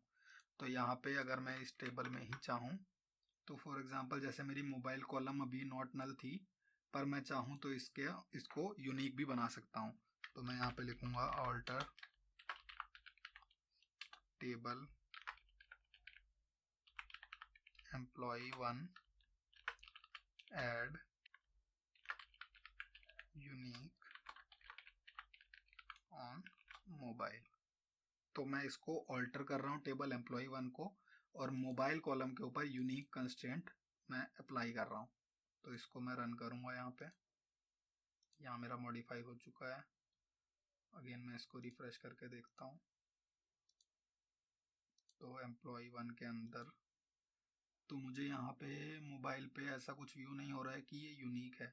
तो मैं एक बार इसको स्क्रिप्ट करके देखता हूँ, स्क्रिप्ट टेबल एज क्रिएट 2 में। तो यहाँ पे मैं देख सकता हूँ कि मेरी दो कॉलम्स आईडी और मोबाइल दोनों के ऊपर यूनिक टाइप का एक इंडेक्स बना हुआ है इंटरनली।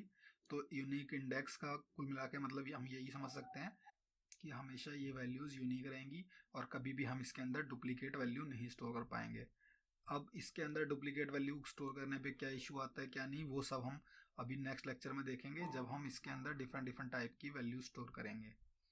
तो ये थे कुछ बेसिक कंस्ट्रेंट्स जो हम यूज़ करते हैं। इसके अलावा एक चेक का कंस्ट्रेंट होता है जो बहुत रेयरली वैसे यूज़ होता है, जिसमें कि हम कंडीशंस डिफाइन कर देते हैं कि हमारी कॉलम पे कुछ चेक्स लग जाएं। फॉर एग्जांपल एज का चेक आप लगा सकते हैं। जैसे हमारे पास अगर एज की कॉलम थी तो हम एज पे चेक लगा सकते थे कि एज ग्रेटर देन 18 हो तो ही वो स्टोर हो, क्योंकि हमारा एम्प्लॉय का टेबल है तो हम 18 से ऊपर एज के एम्प्लॉय हायर करेंगे और हम उसके ऊपर चेक लगा के रखेंगे कि एज कभी भी 18 से लोअर ना हो। तो अब हमने टेबल का हमारा स्ट्रक्चर कम्प्लीटली डिफाइन कर लिया है, हमने टेबल्स बना लिए हैं। नेक्स्ट लेक्चर से हम अपने टेबल में डेटा इंसर्ट करके देखेंगे कि ये सारे कंस्ट्रेंट्स और ये डेटा टाइप से हम क्या क्या गेट कर सकते हैं, क्या हमें फंक्शनैलिटी प्रोवाइड होती है जब हम डेटा इंसर्ट करते हैं डीबी में।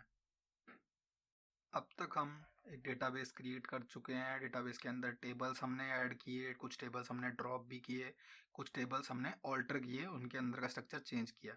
तो अब तक हम बेसिकली स्ट्रक्चर लेवल पे देख रहे थे कि टेबल्स कैसे वर्क करते हैं। अब हम देखेंगे कि टेबल्स के अंदर डेटा कैसे इंसर्ट किया जाता है। एक बार हमने स्ट्रक्चर बना लिया है तो अब हम चाहते हैं उसके अंदर कुछ डेटा भी इंसर्ट हो सके। तो उसके लिए हमारी कमांड होती है इंसर्ट इनटू कमांड की। तो इंसर्ट इनटू टेबल नेम यहाँ पे मैं स्पेसिफाई करूँगा जो उनसे भी टेबल में इंसर्ट करना चाहता हूँ। फॉर एग्जांपल मैं एम्प्लॉई टेबल में कुछ डेटा इंसर्ट करना चाहता हूँ, तो यहाँ पे मैं स्पेसिफाई करूँगा कि मैं क्या टेबल में डेटा इंसर्ट करना चाहता हूँ। तो मैं यहाँ पे लिखूँगा वैल्यूज़। अब मुझे यहाँ कॉलम वाइज स्पेसिफाई करता जाना है कि मैं क्या डेटा दूंगा। तो सबसे पहले मैं आईडी में देना चाहता हूँ 1। ओके, नेम में मैं स्पेसिफाई कर रहा हूँ RSV। Is admin, okay 1 admin बना देते हैं। Height 5.6, okay. Salary let's say 10,000। Date of birth हमें, क्योंकि यहाँ पे डेट टाइम स्टोर करनी है तो मैं डालूंगा 1 लेट्स से 1990, ओके। उसके बाद एड्रेस, यहाँ पे मैं एड्रेस डाल देता हूँ इंडिया, ओके। मोबाइल नंबर, तो जिस तरीके से आपने प्रोग्रामिंग में अगर देखा होगा तो स्ट्रिंग को हम डबल कोट्स में डालते थे। सीक्वल में ये डिफरेंस है कि हमें हमेशा कोई भी कैर हो, वेर कैर हो, एन वेर कैर हो, जितने भी स्ट्रिंग टाइप का डेटा है हमेशा वो सिंगल इन्वर्टेड कॉमास में जाएगा, कभी भी डबल इन्वर्टेड कॉमास इसमें यूज़ नहीं होते हैं। तो मैं जैसे ही इसको अब इंसर्ट को रन करूँगा और मैं यहाँ पे चाहूँ तो सिलेक्ट टॉप 1000 रोज करूँगा तो मुझे इसका यहाँ पे डेटा डिस्प्ले होगा कि मैंने क्या डेटा इंसर्ट किया है। तो मैंने अब तक डेटा इंसर्ट किया है आईडी में 1, name RSV, admin 6, date of birth, address, mobile number. तो ये सारा डेटा जो मैंने इंसर्ट किया है इस टेबल के अंदर स्टोर हो चुका है और इस सिलेक्ट कमांड मैं यूज़ कर रहा हूँ इसके डेटा को फैच करने के लिए। सिलेक्ट कमांड को डिटेल में हम आगे पढ़ेंगे कि ये कैसे वर्क करती है। तो इस पॉइंट पे मेरा डेटा इंसर्ट हो चुका। तो ये तो वो केस है जब मैं सारे कॉलम्स के अंदर कुछ ना कुछ डेटा इंसर्ट करना चाहता हूँ। अब मैं चाहता हूँ कि कुछ ही कॉलम्स में मैं डेटा इंसर्ट करूँ और बाकी कॉलम्स में मैं ब्लैंक रहने दूँ। तो उसके लिए मुझे स्पेसिफाई करना होता है इंसर्ट इनटू एम्प्लॉई और मुझे यहाँ पे ब्रैकेट्स में कॉलम नेम्स देने होते हैं।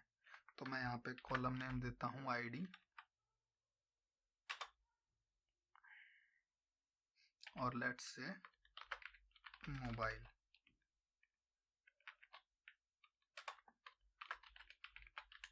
वैल्यूज 2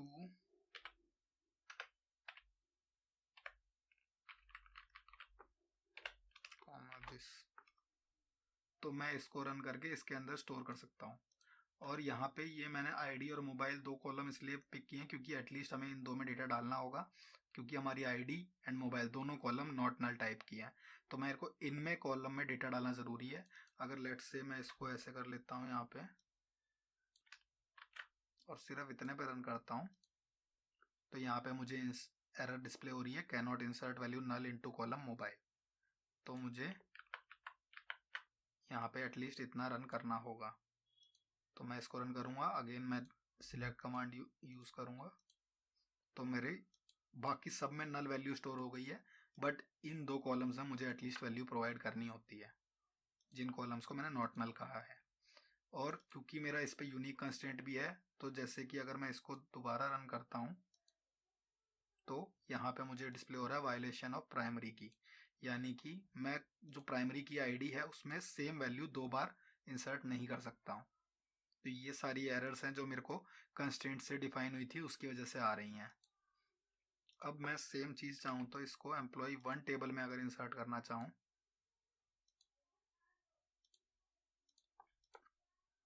तो मैं यहाँ पे एम्प्लॉय 1 में व्यू कर रहा हूँ और एम्प्लॉय 1 में भी मेरा नल वैल्यूज इंसर्ट हो गई हैं। यहाँ पे मैंने इस एडमिन कॉलम में कुछ भी वैल्यू स्पेसिफाई नहीं की थी एम्प्लॉय 1 के अंदर, आईडी और मोबाइल में डाला था, बट क्योंकि मैंने डिफाइन किया था कि इसमें बाय डिफ़ॉल्ट ज़ीरो वैल्यू हो, तो बाय डिफ़ॉल्ट इसमें ज़ीरो वैल्यू चली गई है। बाकी जिनमें मैंने डिफ़ॉल्ट्स डिफाइन नहीं किए थे उनमें नल वैल्यू चली गई है। तो इस तरीके से मेरे कंस्ट्रेंट्स मुझे यहाँ पे हेल्प कर रहे हैं। मैंने जिसके अंदर डिफाइन किया है कि एटलीस्ट कुछ ना कुछ वैल्यू हो, नल नहीं हो, वो मुझे इंसर्ट ही नहीं करने दे रहा उस पॉइंट पे, अगर मैं उस कॉलम में कोई वैल्यू स्पेसिफाई नहीं कर रहा।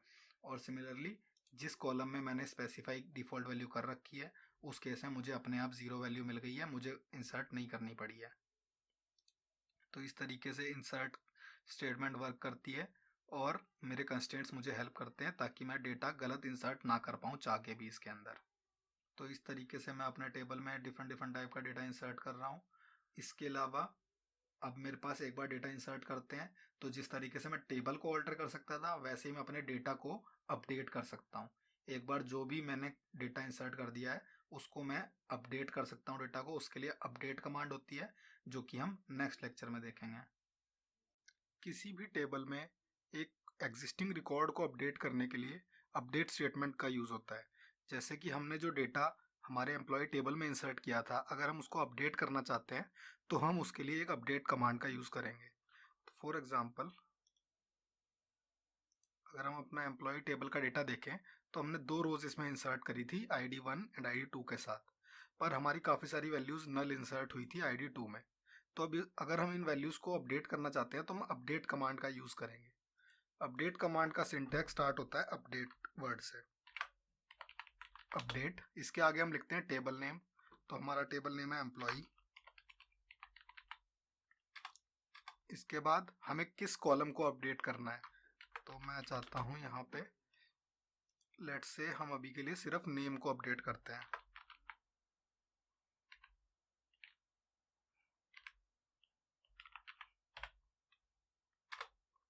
इसके बाद आती है where command, where ID equal to 2। यहाँ पे एक चीज़ ध्यान रखने वाली होती है अपडेट में कि ये वेयर कमांड अगर मैं हटा दूँ तो भी ये कमांड रन हो जाएगी, बट इससे होगा क्या कि सारी की सारी रो अपडेट हो जाएंगी। तो कभी भी आप अपडेट कमांड लिख रहे हो तो ये चीज़ ध्यान रखनी है कि गलती से भी वेयर कमांड नहीं हटानी है अनलेस कि आप सारी की सारी रो अपडेट करना चाहते हो, वरना इस केस में आपकी अपडेट कमांड रन होगी, सारी रोज अपडेट हो जाएंगी और आपका काफ़ी सारा डाटा लॉस हो जाएगा जो पहले इन रोज में इंसर्टेड था। तो इस तरीके से आपको अपनी वेयर कमांड देखनी है कि करेक्ट है कि नहीं और उसके साथ इसको रन कर देना है। तो अब हमने रन कर दिया, दोबारा इसको देख चेक करेंगे तो यहाँ पे नेम आ गया। अगर मैं एक से ज़्यादा कॉलम अपडेट करना चाहता हूँ, फॉर एग्जांपल मैं इस एडमिन हाइट को अपडेट करना चाहता हूँ, तो मैं यहाँ पे लिखूँगा is admin equal to 0 height equal to 5.7। तो ऐसे कॉमा लगा लगा के मैं जो कॉलम अपडेट करना चाहता हूँ एक बार में लिख सकता हूँ यहाँ पे। तो इसको मैं फिर से रन करूँगा और यहाँ पे मेरी बाकी की दो कॉलम्स भी अपडेट हो चुकी हैं। अब फॉर एग्जांपल मैं सैलरी अपडेट करना चाहता हूँ पर मैं दोनों की सैलरी एक साथ अपडेट करना चाहता हूँ, तो मैं सिंपली अपनी वेयर कमांड को यहाँ से हटा दूंगा और मैं यहाँ पे लिखूँगा salary equal to let's say 15,000। अब वेयर कमांड के बिना भी मेरी यहाँ पे सैलरी अपडेट हो गई है, बट जो नंबर ऑफ अफेक्टेड रोज थी वो 2 रोज है, तो मतलब कि दोनों की दोनों रो यहाँ पे अपडेट हो चुकी हैं, वैल्यू इंसर्ट हो चुकी है। तो ये होती है अपडेट कमांड। आप किसी भी कॉलम की कोई वैल्यू अपडेट करना चाहते हैं, कुछ नया डाटा उसमें इंसर्ट करना चाहते हैं, तो इस तरीके से आप अपडेट कमांड का यूज़ कर सकते हैं। सिमिलरली हमारे पास ऑप्शन होता है कि हम किसी रो को डिलीट करना चाहते हैं, तो अगर आपकी कोई रो गलती से इंसर्ट हो गई है और आप अपडेट ना करके सीधा उसको डिलीट ही करना चाहते हैं, तो आप उसके लिए यहाँ पे जाएंगे, इसकी जगह सिंटैक्स लिखेंगे डिलीट फ्रॉम, यहाँ पे table name employee and again where, let's say मैं सेकंड रो को यहाँ पे डिलीट करता हूँ, आईडी इक्वल टू 2। तो यहाँ पे भी जैसे कि अपडेट के साथ था, सेम यहाँ पे इशू है कि ये कमांड वेयर के बिना भी रन होती है, बट ध्यान रखना है कि अगर आपने वेयर नहीं लगाया तो पूरा का पूरा टेबल ब्लैंक हो जाएगा, यहाँ पे सारी रोज रिमूव हो जाएंगी। तो इसको हमेशा वेयर के साथ रन करना है, और जो जो रोज एक्चुअली आप डिलीट करना चाहते हैं सिर्फ वो ही डिलीट करनी है। तो इसको मैं अगेन रन करूँगा, एक रो डिलीट हो चुकी है, एग्जीक्यूट करूँगा तो सिर्फ एक ही रो मेरे पास बची है, बाकी का डेटा मैंने डिलीट कर दिया है। तो इस तरीके से आप डिलीट फ्रॉम एम्प्लॉय का यूज़ कर सकते हैं एक किसी रो को डिलीट करने के लिए। अगर आप टेबल का सारा डेटा रिमूव करना चाहते हैं तो इसके लिए आपके पास सबसे पहला ऑप्शन होता है कि आप ये डिलीट फ्रॉम एम्प्लॉय रन कर दें बिना वेयर कमांड के। इससे बेटर एक ऑप्शन होता है सारा डेटा डिलीट करने के लिए, वो होता है ट्रंकेट कमांड। यहाँ पे आप सीधा लिखेंगे ट्रंकेट टेबल और यहाँ पे नेम टेबल का एम्प्लॉय। ट्रंकेट कमांड और डिलीट कमांड दोनों बिल्कुल सेम वर्क करती हैं, बस डिफरेंस इतना ही है कि डिलीट कमांड जो बनी है वो रो बाय रो डिलीट करने के लिए बनी है, और ट्रंकेट कमांड बनी है वो पूरा टेबल एक बार में ब्लैंक करने के लिए बनी है। तो ट्रंकेट कमांड काफ़ी फास्ट वर्क करती है एज कम्पेयर टू डिलीट। अगर आपका बहुत सारा डेटा होगा तो delete command one by one एक एक रो को क्लियर करेगी, जबकि ट्रंकेट कमांड एक बार में पूरा टेबल ब्लैंक कर देगी। तो आइडियल केस में अगर आप चाहते हैं पूरा टेबल आपको ब्लैंक कर देना है तो आप ट्रंकेट कमांड का वहाँ पे यूज़ करेंगे। आपने अब तक टेबल में तरह तरह का डेटा इंसर्ट करना देख लिया है, कैसे हम डेटा को अपडेट करेंगे वो देख लिया है, और इनफैक्ट डिलीट भी हमने देख लिया है। जो लास्ट पार्ट है सिलेक्ट, उसके लिए हम सबसे पहले एक सैम्पल डेटाबेस उठाएंगे, उसमें काफ़ी सारा डेटा इंसर्ट करेंगे, और फिर सिलेक्ट कमांड को हम देखेंगे कि सिलेक्ट कमांड हमें क्या क्या फीचर देती है जिससे कि हम डेटा व्यू कर सकते हैं। सिलेक्ट सबसे ज़्यादा यूज़ होने वाली कमांड है, क्योंकि कभी भी आप डेटाबेस बनाओगे तो बहुत कम बार ऐसा होगा कि आप टेबल क्रिएट कर रहे हो, डेटाबेस क्रिएट कर रहे हो, और इनफैक्ट इंसर्ट भी डेटा ज़्यादा बार नहीं होता है, बट सबसे ज़्यादा बार हमको व्यू करके देखना होता है एक्चुअली वो डेटा कहाँ है। जैसे कि अगर हम किसी भी वेबसाइट वगैरह का एग्जांपल देखें तो यूजुअली जो डेवलपर उसको बना रहा है वो डेटा एक बार इंसर्ट करके छोड़ देगा, बट उस साइट को जितनी बार लोग यूज़ करेंगे हर बार वो सिलेक्ट करके वो डेटा उनको डिस्प्ले करना होगा। तो ऑब्वियसली सिलेक्ट कमांड हमें बहुत ज़्यादा फीचर प्रोवाइड करती है जितने हमें अपडेट डिलीट इंसर्ट इनमें नहीं मिलते हैं। तो सिलेक्ट कमांड के सारे फीचर्स हमें देखने के लिए हमें अच्छा खासा एक डेटाबेस चाहिए, जो कि हम नेक्स्ट लेक्चर में प्रिपेयर करेंगे। SQLtutorial.org पे हमें ये एक HR सैम्पल डेटाबेस मिलता है जिसमें कि ये 7 टेबल्स होती हैं जो कि आपस में कनेक्टेड होती हैं। इसमें से जो हम क्वेरी पिक करके अभी रन करेंगे उसका लिंक आपको वीडियो के डिस्क्रिप्शन में मिल जाएगा। तो सबसे पहले ये 7 टेबल्स के बारे में देखते हैं। ये 7 टेबल्स होती हैं एम्प्लॉयज़, जिसमें सारा एम्प्लॉय का डेटा होता है। जॉब्स, जिसमें जॉब का डेटा होता है कि जॉब टाइटल क्या है, सैलरी रेंज क्या है। उसके बाद आता है कंपनी के डिपार्टमेंट्स, जो भी कंपनी में डिफरेंट डिफरेंट डिपार्टमेंट्स हैं जिसमें लोग काम करते हैं उनका डेटा। डिपेंडेंट्स, एम्प्लॉय के कौन कौन डिपेंडेंट्स हैं, उन पे जो डिपेंड करते हैं उनके फैमिली मेम्बर्स, वो सारे। Similarly locations, country and regions, ये एड्रेस से रिलेटेड डेटा स्टोर करते हैं, जिसमें कि हम स्टोर कर सकते हैं कि कंपनी के डिपार्टमेंट कहाँ कौन सी लोकेशन पे हैं, और कौन कौन सी कंट्री में कंपनी बिजनेस करती है, और वो कंट्री एक्चुअली कौन से रीजन में आती है। तो ये सारा डेटा हम इसमें स्टोर करते हैं, और यहाँ पे शो भी कर रखा है कि एक्चुअली हमें कितनी रोज इंसर्टेड हर एक टेबल में मिलती हैं। तो यहाँ पे नीचे क्वेरीज के लिंक दे रखे हैं, क्योंकि हमें अपनी क्वेरीज SQL सर्वर पे रन करनी है, तो हम यहाँ से इसको ओपन कर लेंगे। इन दोनों फाइल्स की लिंक आपको डिस्क्रिप्शन में मिल जाएगी। तो यहाँ से हम ये सारा डेटा कॉपी करेंगे और इसको एक न्यू क्वेरी बना के हमारे DB पे रन करना है। तो इसको रन करने से पहले एक बार हम पुराने टेबल्स यहाँ पे डिलीट कर देते हैं। तो यहाँ पे हमारे पास ये क्रिएट टेबल की कमांड्स हैं जो इन टेबल को क्रिएट करेंगे। ज़्यादा सिंटैक्स हमारा देखा हुआ है, क्रिएट टेबल का सिंटैक्स हम देख ही चुके हैं। इसमें हम 2 कॉलम्स क्रिएट कर रहे हैं, इंट टाइप की, वेरचर टाइप की। प्राइमरी की हमने डिस्कस करी है, कंस्ट्रेंट्स हमने डिस्कस करे हैं। एक जो इसमें नई चीज़ है वो है आइडेंटिटी। आइडेंटिटी कॉलम का मतलब होता है एक कॉलम जो सीरियल नंबर की तरह बढ़ती है।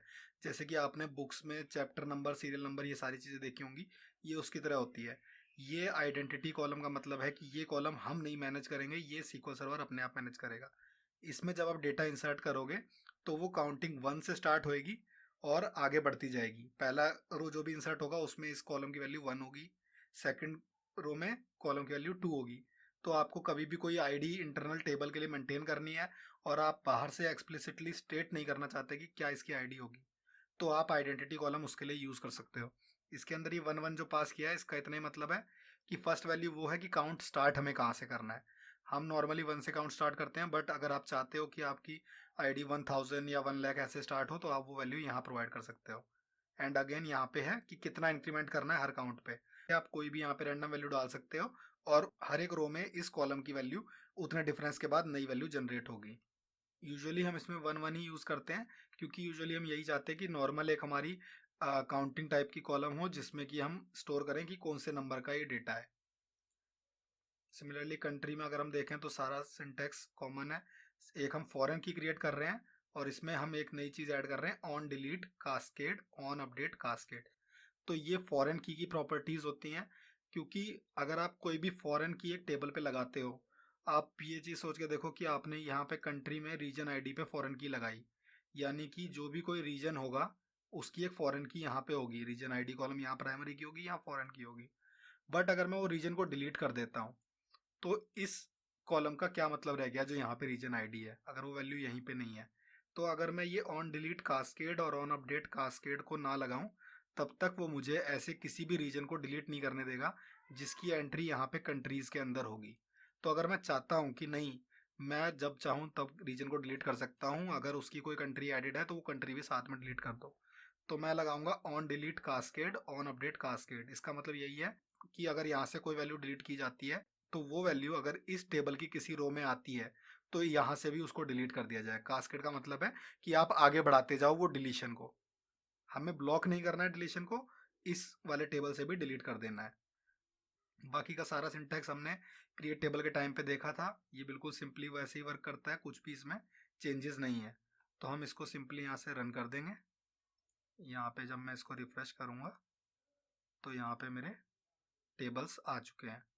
तो अब हमारे टेबल्स क्रिएट हो चुके हैं और अब इनमें डेटा इंसर्ट करने की क्वेरी हम रन कर सकते हैं। तो अगेन मैं SQL tutorial.org से लोड डेटा वाली क्वेरीज कॉपी करूँगा और यहाँ पे पेस्ट कर दूंगा। अब मैं इनको यहाँ पे रन करना चाहता हूँ।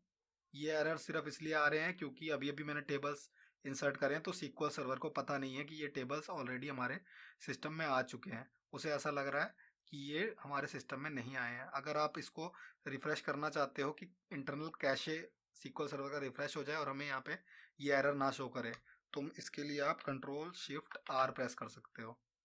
कंट्रोल शिफ्ट आर जैसे ही आप प्रेस करोगे तो यहाँ पे ये एरर गायब हो जाएगी और SQL सर्वर इसको रिकॉग्नाइज कर लेगा कि ये टेबल्स यहाँ पे एग्जिस्ट करते हैं।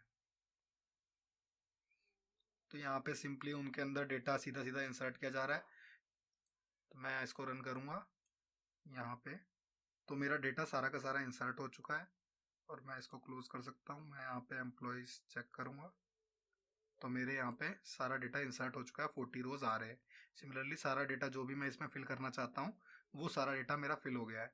अब मेरा सैम्पल डेटाबेस प्रिपेयर हो चुका है और नेक्स्ट लेक्चर ऑनवर्ड्स हम इस पे डिफरेंट डिफरेंट टाइप की सिलेक्ट क्वेरी रन करके देखेंगे कि हम कैसे ये डेटा व्यू कर सकते हैं सिलेक्ट कमांड के डिफरेंट फीचर्स के साथ। सिलेक्ट स्टेटमेंट का यूज़ होता है हमारे डेटाबेस से डेटा फैच करने के लिए। हम सिलेक्ट क्वेरी लिखते हैं और उसमें स्पेसिफाई करते हैं कि हमारे टेबल से हमें कौन सी कॉलम्स और कौन सी रोज फैच करनी है, और हमारी सिलेक्ट क्वेरी एक हमें रिजल्ट सेट देती है। उसमें सारा का सारा वो डेटा होता है जो हमने स्पेसिफाई किया होता है कि हमें ये फैच करना है। तो सिलेक्ट स्टेटमेंट का सिंटैक्स होता है सिलेक्ट, इसके बाद हम स्पेसिफाई करते हैं कॉलम नेम्स। तो मैं चाहूँ तो यहाँ पे स्टार लिख सकता हूँ। स्टार का मतलब होता है कि मैं जो भी आगे टेबल लिखूंगा उसकी सारी कॉलम्स फैच करनी है। तो फ्रॉम और इसके बाद टेबल का नेम एम्प्लॉयज़, तो मैं यहाँ पे एम्प्लॉयज़ टेबल से सारा का सारा डेटा फैच करना चाहता हूँ। तो यहाँ पे मेरे एम्प्लॉयज़ से 40 रोज प्रिंट होके आ गई हैं और उसकी सारी columns employee ID, name, email, सब का सब डेटा यहाँ पे मेरे पास आ चुका है, मैं व्यू कर सकता हूँ। तो ये होता है स्ट्रेट फॉरवर्ड एक सिलेक्ट स्टेटमेंट का सिंटैक्स। तो मैं यहाँ चाहूँ तो अपनी मर्जी की कॉलम सिर्फ फैच करूँगा, first name comma last name. तो मैं इस तरीके से दो कॉलम फैच करना चाहता हूँ, first name comma last name. तो मैं यहाँ पे वो दो कॉलम फैच करके लाऊंगा। इसके बाद हमारे पास ऑप्शन होता है कि हम सिर्फ यूनिक वैल्यूज फैच करके लाएं, डिस्टिंक्ट वैल्यूज जिसको हम कहते हैं। तो जैसे कि यहाँ पे फर्स्ट नेम मैं डिस्टिंक्ट वैल्यूज फैच करके लाना चाहता हूँ। तो अगर मैं यहाँ पे सिंपली फर्स्ट नेम लिखूंगा तो मेरे पास हो सकता है इसके अंदर डुप्लीकेट वैल्यूज भी हों। फॉर एग्जाम्पल यहाँ पे जैसे कि ये कैरन वैल्यू है, ये दो बार आती है। अगेन कैरन यहाँ पे 27 नंबर पे भी आ रहा है। सिमिलरली जॉन वैल्यू ये भी हमारी डुप्लीकेट है, ये यहाँ 11 नंबर पे भी आ रही है। तो मैं यहाँ पे चाहूँगा कि मुझे यहाँ पे डिस्टिंक्ट वैल्यूज़ चाहिए सिर्फ, यानी कि कितने यूनिक फर्स्ट नेम वाले लोग हैं मेरे कंपनी में। तो मैं यहाँ पे इसको रन करूँगा और यहाँ पे मेरे पास 37 रोज प्रिंट होके आ गई हैं। तो जो भी कैरन नेम एंड जॉन ये सारे डुप्लीकेट नेम थे, अब उसमें से सिंगल सिंगल फैच होके आए हैं। SQL सर्वर ने इंटरनली इस रिजल्ट सेट में से डुप्लीकेट वैल्यूज रिमूव कर दी हैं और मुझे सिर्फ यूनिक वैल्यूज प्रोवाइड की हैं। इसके बाद एक ऑप्शन आता है टॉप की कुछ वैल्यू फैच करने का। मैं नहीं चाहता कि मैं सारी की सारी वैल्यूज लेके आऊँ, तो मैं यहाँ पे करूँगा टॉप 5। तो ये टॉप 5 वैल्यूज लेके आएगा। बट टॉप 5 क्या वैल्यूज लेके आया है? सिलेक्ट कमांड का एक फीचर होता है कि बाय डिफॉल्ट इसका कोई ऑर्डर फिक्स नहीं है, ये रैंडमली 5 एलिमेंट्स लेके आया है। तो इसके लिए मेरे पास एक ऑप्शन होता है ऑर्डर बाय। ऑर्डर बाय में मैं स्पेसिफाई करूंगा कि जब मेरा डेटा सेट प्रिपेयर हो रहा है तो किस ऑर्डर में होना चाहिए। तो मैं इसको फर्स्ट नेम वाइज ही प्रिपेयर करूंगा, फर्स्ट नेम, और मैं इसको रन करूंगा। फर्स्ट नेम के अकॉर्डिंग टॉप 5 एम्प्लॉयज़ का डेटा मेरे पास आ चुका है। मैं यहाँ पे टॉप 5 स्टार भी कर सकता हूँ, तो सारा का सारा डेटा मेरे पास आ जाएगा। नेम के हिसाब से जो टॉप 5 एम्प्लॉयज़ हैं उनका डेटा मेरे पास आ चुका है। मैं चाहूँ तो इसको रिवर्स सॉर्ट कर सकता हूँ, DESC वर्ड लगा के, यानी डिसेंडिंग ऑर्डर के लिए। तो बॉटम 5 जो एम्प्लॉयज़ होंगे फर्स्ट नेम के अकॉर्डिंग सॉर्टिंग करने पे, वो सारे यहाँ पे आ जाएंगे क्योंकि मैंने डिसेंडिंग ऑर्डर के हिसाब से निकाला है। इसके अलावा अगर मैं कुछ डेटा फिल्टर आउट करना चाहता हूँ, मैं नहीं चाहता कि सारा का सारा डेटा लाना, हर बार मैं पूरी की पूरी रोज क्यों देखना चाहूँगा या टॉप 5 रोज में बीच में से कोई एक रो निकालना चाहता हूँ किसी एक कंडीशन के बेस पे। तो उसके लिए मेरे पास ऑप्शन होता है वेयर कंडीशन का। तो मैं यहाँ पे वेयर कंडीशन टाइप करूँगा और यहाँ पे अपनी कंडीशन स्पेसिफाई करूँगा। तो फॉर एग्जांपल जैसे कि अगर मैं सैलरी पे कंडीशन लगाता हूँ, सैलरी ग्रेटर देन 4000, मैं यहाँ पे नीचे स्क्रॉल करके देखूंगा तो 32 रोज आ रही हैं और जितना भी डेटा मेरे पास आया है सबकी सैलरी 4000 से ऊपर है। मैं इसके अपोजिट कर सकता हूँ, लोअर देन 4000। अगेन मैं इसको रन करूँगा तो 7 एम्प्लॉयज़ आए हैं जिन सबकी सैलरी 4000 से लोअर है। मैं यहाँ पे इसको चेंज कर दूंगा, इक्वल टू 4000 कर दूंगा, तो सिर्फ एक एम्प्लॉय आएगा जिसकी सैलरी 4000 के इक्वल है। तो इस तरीके से मैं किसी भी कॉलम पे कोई कंडीशन लगा के सिर्फ उन रोज को फैच कर सकता हूँ जो इस कंडीशन को सेटिस्फाई करेंगे। तो ये कंडीशंस तो तब वर्क करती हैं जब एक्चुअली हमारा डेटा हो उसमें। एक हमने वैल्यू देखी थी नल। नल का मतलब होता है कि कोई डेटा नहीं है उस कॉलम में। तो जैसे कि फॉर एग्जांपल मैं यहाँ फ़ोन नंबर में देखूँ तो कुछ ऐसी वैल्यूज़ हैं जिनमें फ़ोन नंबर नहीं है। तो मैं इसके लिए यहाँ पे कंडीशन टाइप करूँगा वेयर फ़ोन नंबर। अगर मैं ऐसे करना चाहूँ, सिर्फ यहाँ पे नल लिखना चाहूँ, तो ये नहीं रिकॉग्नाइज करेगा, इसको एरर देगा। और मैं ऐसे भी नहीं लिख सकता तो भी ये वर्क नहीं करेगा। तो इसके लिए इनबिल्ट चेक होता है नल का, इज नल। सिंपल सा इतना लिखेंगे, मतलब ये कि वो रोज रिटर्न करो जहाँ पे फ़ोन नंबर नल है। तो इसने ये रोज रिटर्न कर दी जहाँ पे नल है। और इसका अपोजिट मैं चाहूँ तो इज नॉट नल, जहाँ पे नल नहीं है वो सारी रोज। तो मेरे पास ये 34 रोज रिटर्न हुई हैं जिनके अंदर की फ़ोन नंबर पड़ा हुआ है, फ़ोन नंबर नल नहीं है। इसके बाद क्वेश्चन आता है कि हम एक से ज़्यादा कॉलम्स पे कंडीशन कैसे लगा सकते हैं। ज़रूरी तो नहीं कि मैं हर बार एक ही कॉलम पे फ़िल्टर लगा के अपना डेटा फैच करना चाहूँ। मैं हो सकता है 2-3 कॉलम्स पे डिफरेंट टाइप के फ़िल्टर लगा के अपना डेटा फैच करना चाहता हूँ। तो इसके लिए हमारे पास 3 कीवर्ड होते हैं, एंड, और, नॉट। तो सबसे पहले आता है एंड। एंड उन रिकॉर्ड्स को प्रिंट करता है जो कि दो कंडीशंस को सेटिस्फाई करते हैं। मैं दो कंडीशन स्पेसिफाई करूंगा और बीच में कीवर्ड डालूंगा एंड। तो अगर दोनों कंडीशन सेटिस्फाई होंगी तो ही मेरे रिजल्ट सेट में वो रिकॉर्ड आएगा। सिमिलरली इसका अपोजिट एक कीवर्ड होता है और का मतलब होता है कि इसके लेफ्ट और राइट में जो भी कंडीशंस हैं वो दोनों में से एक भी सेटिस्फाई होती है तो वो रिकॉर्ड प्रिंट हो जाएगा। और इसके बाद सबसे फाइनल कीवर्ड होता है नॉट का यूज़ होता है किसी भी कंडीशन का रिवर्स चेक करने के लिए। आपने कोई कंडीशन लिखी और आप उसका रिजल्ट सेट देख रहे हो, आप उसका अपोजिट रिजल्ट सेट देखना चाहते हो जबकि ये कंडीशन सेटिस्फाई ना हो रही हो, वो कौन से रिकॉर्ड्स हैं, तो आप सिंपली उस कंडीशन से पहले नॉट कीवर्ड लगा दोगे और उस कंडीशन का अपोजिट चेक करके सीक्वल आपको रिजल्ट सेट रिटर्न कर देगा। तो इन तीनों कंडीशन को एक बार हम अगर ट्राई करके देखें, एंड सैलरी ग्रेटर देन 8000, तो मैं यहाँ पे इसको रन करूँगा तो मेरे पास वो सारे रिकॉर्ड्स आ जाएंगे जिन केस में सैलरी 8000 से अबव है एंड फ़ोन नंबर नल नहीं है। तो मैं अगर यहाँ पे सैलरी थोड़ी सी और ज़्यादा फिल्टर में लगाऊं, अगर मैं 18000 करता हूँ तो सिर्फ एक रिकॉर्ड रह जाता है जिसका कि फ़ोन नंबर नल नहीं है और सैलरी ग्रेटर देन 18000 है। तो और मैं यहाँ पे और लगाता हूँ अगर इसकी जगह पे, तो दोनों में से एक भी कंडीशन सेटिस्फाई होने पे मेरे रिजल्ट सेट में आ जाएगा। तो यहाँ पे मेरे पास ये सारे रिकॉर्ड आ गए जिन केसेस में फ़ोन नंबर नॉट नल है या सैलरी ग्रेटर देन 18000 है।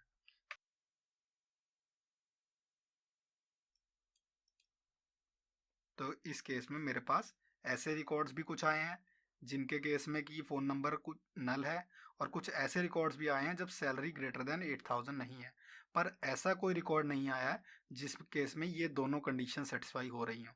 जब भी फ़ोन नंबर नल है तो उस केस में सैलरी अबव है, और जब भी सैलरी बिलो है तो फ़ोन नंबर पड़ा हुआ है। तो और कंडीशन लगाने से मैंने ये श्योर कर लिया कि जब इन दोनों में से एटलीस्ट एक कंडीशन सेटिस्फाई हो रही हो तभी मेरे पास रिकॉर्ड आएंगे। अब जैसे कि अगर हम नॉट देखना चाहें तो मैं यहाँ पे नॉट लगाऊंगा where not salary greater than 8000। तो सैलरी जिसकी भी 8000 से कम या उसके इक्वल होगी वो सारे रिकॉर्ड्स यहाँ पे आ जाएंगे। तो ये इस केस में मैं अचीव कर सकता था similarly lower than equal to लगा के भी, बट नॉट से भी सेम काम हो रहा है। और ये आपको तब बेनिफिट होगा जब जैसे कि आपने मल्टीपल कंडीशंस यहाँ पे इसके अंदर डाल रखी हैं, एंड सैलरी ग्रेटर देन 3000। तो यहाँ पे नॉट लगाने से उसका अपोजिट रिजल्ट आ गया। तो जिसकी भी सैलरी 3000 से 8000 के बीच में थी वो रिकॉर्ड्स यहाँ पे नहीं आए हैं। तो इस तरीके से मैं नॉट लगा सकता हूँ अपनी बड़ी कंडीशंस के केस में। तो मुझे हेल्प हो जाती है कि मुझे पूरी की पूरी कंडीशन में एक एक चीज़ चेंज नहीं करनी पड़ती। मैंने डायरेक्ट यहाँ नॉट लगा दिया तो इसका रिवर्स रिजल्ट सेट मुझे मिल गया। इसके बाद नेक्स्ट लेक्चर में हम देखेंगे लाइक कीवर्ड के बारे में कि कैसे हम टेक्स्ट की कॉलम्स को फिल्टर आउट करते हैं लाइक का यूज़ करके। एक टेबल की किसी भी टेक्स्ट बेस्ड कॉलम को पैटर्न के बेस पे फिल्टर आउट करने के लिए हम लाइक ऑपरेटर का यूज़ करते हैं। पैटर्न के बेस पे फिल्टर आउट करने का मतलब ये है कि हमें एग्जैक्ट वैल्यू नहीं पता क्या थी, बट हमें कुछ कैरेक्टर्स याद हैं या हमें ये याद है कि उसकी लेंथ क्या थी। इन सब चीज़ों के बेस पे हमें एक पैटर्न पता है कि वो वैल्यू कुछ इस टाइप की थी, तो हम उसके बेस पे फिल्टर आउट करना चाहते हैं। लाइक ऑपरेटर वर्क करता है वाइल्ड कार्ड्स के बेस पे। वाइल्ड कार्ड्स क्या होते हैं? वाइल्ड कार्ड्स कुछ ऐसे कैरेक्टर होते हैं जिनका कि हम यूज़ कर सकते हैं एक स्ट्रिंग यानी कि टेक्स्ट में जो कैरेक्टर हमें नहीं मालूम है उनको रिप्लेस करने के लिए। तो हमें सीक्वल सर्वर कुछ वाइल्ड कार्ड्स प्रोवाइड करता है। तो एक बार देखते हैं कि इनका यूज़ करके हम कैसे लाइक स्टेटमेंट का यूज़ कर सकते हैं। तो मैं लिखूँगा वेयर फर्स्ट नेम लाइक। अब इसके आगे मुझे एक पैटर्न बताना होगा। मैं इसको सिंपली इक्वल की तरह भी यूज़ कर सकता हूँ चाहूँ तो। मेरे को पूरा नाम ही पता है तो जैसे मैं इक्वल के केस में चेक लगाता था मैंने कोई यहाँ पे स्पेशल पैटर्न नहीं बताया, मैंने सीधा ही लिख दिया कि स्टीवन मुझे याद है। ओके, इसके अलावा मेरे को अगर आगे का याद नहीं होता, मुझे सिंपली इतना पता होता कि एस से स्टार्ट होता है, तो मैं यहाँ पे लगाता परसेंटेज। परसेंटेज रिप्रेजेंट करता है 0 या उससे ज़्यादा कैरेक्टर्स। बेसिकली परसेंटेज का मतलब है इसके आगे कुछ भी हो वो सब कुछ सेटिस्फाई कर रहा है, खाली ये वाली कंडीशन इतना चेक कर लो कि एस से स्टार्ट होता है। तो मैं यहाँ पे इसको एग्जीक्यूट करूँगा और जितने भी एस से स्टार्ट होने वाले फर्स्ट नेम है वो सारे आ गए। मैं अब इसके अलावा एक और चीज़ लगा सकता हूँ कि एन। तो अब परसेंटेज क्या कह रहा है कि एस से स्टार्ट होता है, एन पे ख़त्म होता है, बीच में कुछ भी हो वो सारे मुझे चाहिए। तो मैं यहाँ पे इसको रन करूँगा और यहाँ पे स्टीवन, सुजैन जो दो ऐसे नेम है एस से स्टार्ट होके एन पे ख़त्म होते हैं वो दोनों आ गए। तो सिमिलरली मैं इसका अपोजिट भी बना सकता हूँ। मैं एक से ज़्यादा परसेंटेज लगाऊंगा और बीच में डाल दूंगा जैसे कि आई। तो ऐसे जितने भी नेम होंगे जिनमें आई आता होगा वो सारे फिल्टर आउट होके आ जाएंगे। हर एक नेम जो यहाँ पे आया उसमें आई आता है। ओके, तो इस तरीके से सबसे ज़्यादा यूज़ होने वाला ये हमारा एक वाइल्ड कार्ड होता है परसेंटेज। इसके बाद होता है अंडरस्कोर। तो जैसे कि मैं इनिशियली एस से प्रिंट कर रहा था तो यहाँ पे सारे नेम थे जो एस से स्टार्ट होते हैं, पर मैं चाहता हूँ ऐसे ही नेम आए जिनमें सिर्फ 5 कैरेक्टर हैं, जैसे कि ये है, सूजन है, ये सारे। तो मैं यहाँ पे लगाऊंगा underscore underscore underscore underscore. 4 underscore मैंने लगाए हैं। तो यहाँ पे वही नेम आए जिनमें एस के बाद 4 कैरेक्टर हैं, यानी ओवरऑल 5 कैरेक्टर है। मैं एक भी अंडरस्कोर यहाँ पे बढ़ा दूंगा तो दूसरे नेम मेरे पास आ गए जिनमें 6 कैरेक्टर्स थे, 5 कैरेक्टर वाले नेम नहीं आए हैं। तो इस तरीके से अंडरस्कोर मैं तब यूज़ करूँगा जब मुझे पता हो कि कितने नंबर ऑफ कैरेक्टर्स हैं। तो किसी भी एक कैरेक्टर को रिप्रेजेंट करने के लिए मैं उसकी जगह पे अंडरस्कोर लगा सकता हूँ। इसके बाद आते हैं ब्रैकेट्स, जो काफ़ी रेयरली यूज़ होते हैं बट काफ़ी यूज़फुल है। तो मैं यहाँ पे जैसे लगाऊंगा ब्रैकेट्स परसेंटेज। तो मैं कह रहा हूँ एस के बाद क्या कैरेक्टर था ये मुझे याद नहीं है, बट ए या यू था और मैंने यहाँ पे ब्रैकेट में डाल दिया ए या यू। तो ये कह रहा है कि सेकंड कैरेक्टर ए या यू हो ऐसे नेम फैच करके लाने हैं। सहरा, सूजन, दो नेम मेरे पास फैच होके आ गए हैं जिनमें कि एस के बाद ए या यू आता है। सिमिलरली मैं इसका अपोजिट भी कर सकता हूँ। मैं इसके अंदर यहाँ पे डाल दूंगा कैरेट साइन जिसको हम कहते हैं। तो इसमें आ जाएगा कि वो सारे कैरेक्टर जिसमें एस के बाद ए और यू नहीं आते हैं उनको रिप्रेजेंट कर रहा हूँ मैं इसकी तरीके से। सिमिलरली इसमें ए और यू की जगह पे मैं ऐसे भी लिख सकता हूँ डैश। डैश जो आता है कि अल्फ़ाबेट्स में ए और यू के बीच में जितने कैरेक्टर आते हैं, रेंज मैंने स्पेसिफाई कर दी तो ए और यू तक सारे उठा के ले आया है। मैं यहाँ पे एक बार आई तक डालूंगा तो सिर्फ वही नेम आएंगे जिनमें A B C D E F G H I ये है सेकंड नंबर पे। तो इस तरीके से मैं इन सारे वाइल्ड कार्ड्स का यूज़ करके डिफरेंट डिफरेंट पैटर्न्स बना सकता हूँ और उन पैटर्न्स के बेस पे डाटा फैच करके ला सकता हूँ। इसके बाद हमारे पास ये वेयर क्लॉज में ऑप्शन होता है मल्टीपल वैल्यूज़ के बेस पे फैच करके लाने का। अभी तक मैं जो भी कंडीशन स्पेसिफाई कर रहा था, या फॉर एग्जांपल मैं एम्प्लॉय आईडी पे फैच करके लाना चाहता हूँ और मैं इक्वल टू का चेक लगाता हूँ तो मैं 116 लगाता हूँ तो सिर्फ 116 वाला वैल्यू आएगी। पर मैं चाहता हूँ 116 आए, 118 आए, 1120 आए, इस तरीके से बीच बीच में ऐसे वैल्यू फैच करना चाहता हूँ। तो मेरा equal to, greater than, lower than ये कोई भी काम नहीं करेगा क्योंकि मैं स्पेसिफिक वैल्यूज़ चाह रहा हूँ ना कि एक पर्टिकुलर रेंज। तो इसके टाइम पे कीवर्ड आता है इन। इनमें मैं ब्रैकेट में स्पेसिफाई कर सकता हूँ 116, 118, 120। तो ये 3 वैल्यूज़ जो मैंने बीच बीच में से स्पेसिफाई की हैं ये वो डेटा फैच करके ले आया है। इसके अलावा मुझे ज़रूरी नहीं है कि मैं ये वैल्यू खुद से प्रोवाइड करूँ। इसकी जगह पे मैं एक सब क्वेरी लिख सकता हूँ। सब क्वेरी का मतलब होता है एक इंटरनल क्वेरी जो मुझे एक रिजल्ट सेट देगी और उस रिजल्ट सेट का मैं यूज़ करूँगा बाहर वाली क्वेरी में। तो जैसे कि मैं यहाँ पे इस कंडीशन को एक बार चेंज करता हूँ, where salary lower than 4000। Okay, तो ये मेरे एम्प्लॉयज़ आ गए। अब मैं इसको सब क्वेरी बनाऊँगा और मेरी एक्चुअल क्वेरी होगी डिपेंडेंट्स कॉलम पे। तो मैं यहाँ पे डालूँगा वेयर एम्प्लॉई आईडी इन, जो इन कीवर्ड था, और यहाँ पे मैं लगा दूंगा ब्रैकेट और यहाँ से मैं एक ही कॉलम अपनी निकालूंगा एम्प्लॉई आईडी। तो मैं इंटरनल क्वेरी में कह रहा हूँ वो एम्प्लॉयज़ जिनकी सैलरी 4000 है और मैं बाहर वाली क्वेरी में कह रहा हूँ कि इससे जो भी मेरे पास एम्प्लॉई आईडीज़ आएँ उन एम्प्लॉयज़ के डिपेंडेंट्स निकाल के लाने हैं। तो मैं यहाँ पे इसको एग्जीक्यूट करूँगा तो ये वो डिपेंडेंट्स हैं जो कि इन एम्प्लॉयज़ पे डिपेंड करते हैं जिनकी सैलरी 4000 से कम है।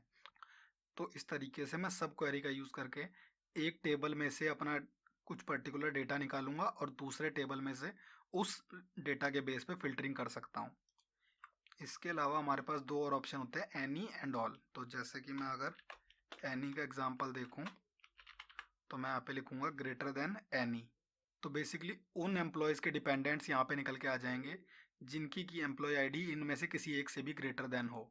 तो मैं यहाँ पे इसको रन करूँगा तो सबकी एम्प्लॉय आईडी यहाँ पे 116 से 116 या उसके ग्रेटर है। क्योंकि एक्चुअली जो इसकी इंटरनल क्वेरी मुझे रिटर्न कर रही है डेटा, उसमें एम्प्लॉय आईडी 115 है लोवेस्ट। तो जो भी डिपेंडेंट्स होंगे जिसकी एम्प्लॉय आईडी 115 से ऊपर होगी वो सारे इस क्वेरी में प्रिंट होके आ जाएंगे। इसको मैं चेंज कर सकता हूँ एनी की जगह ऑल।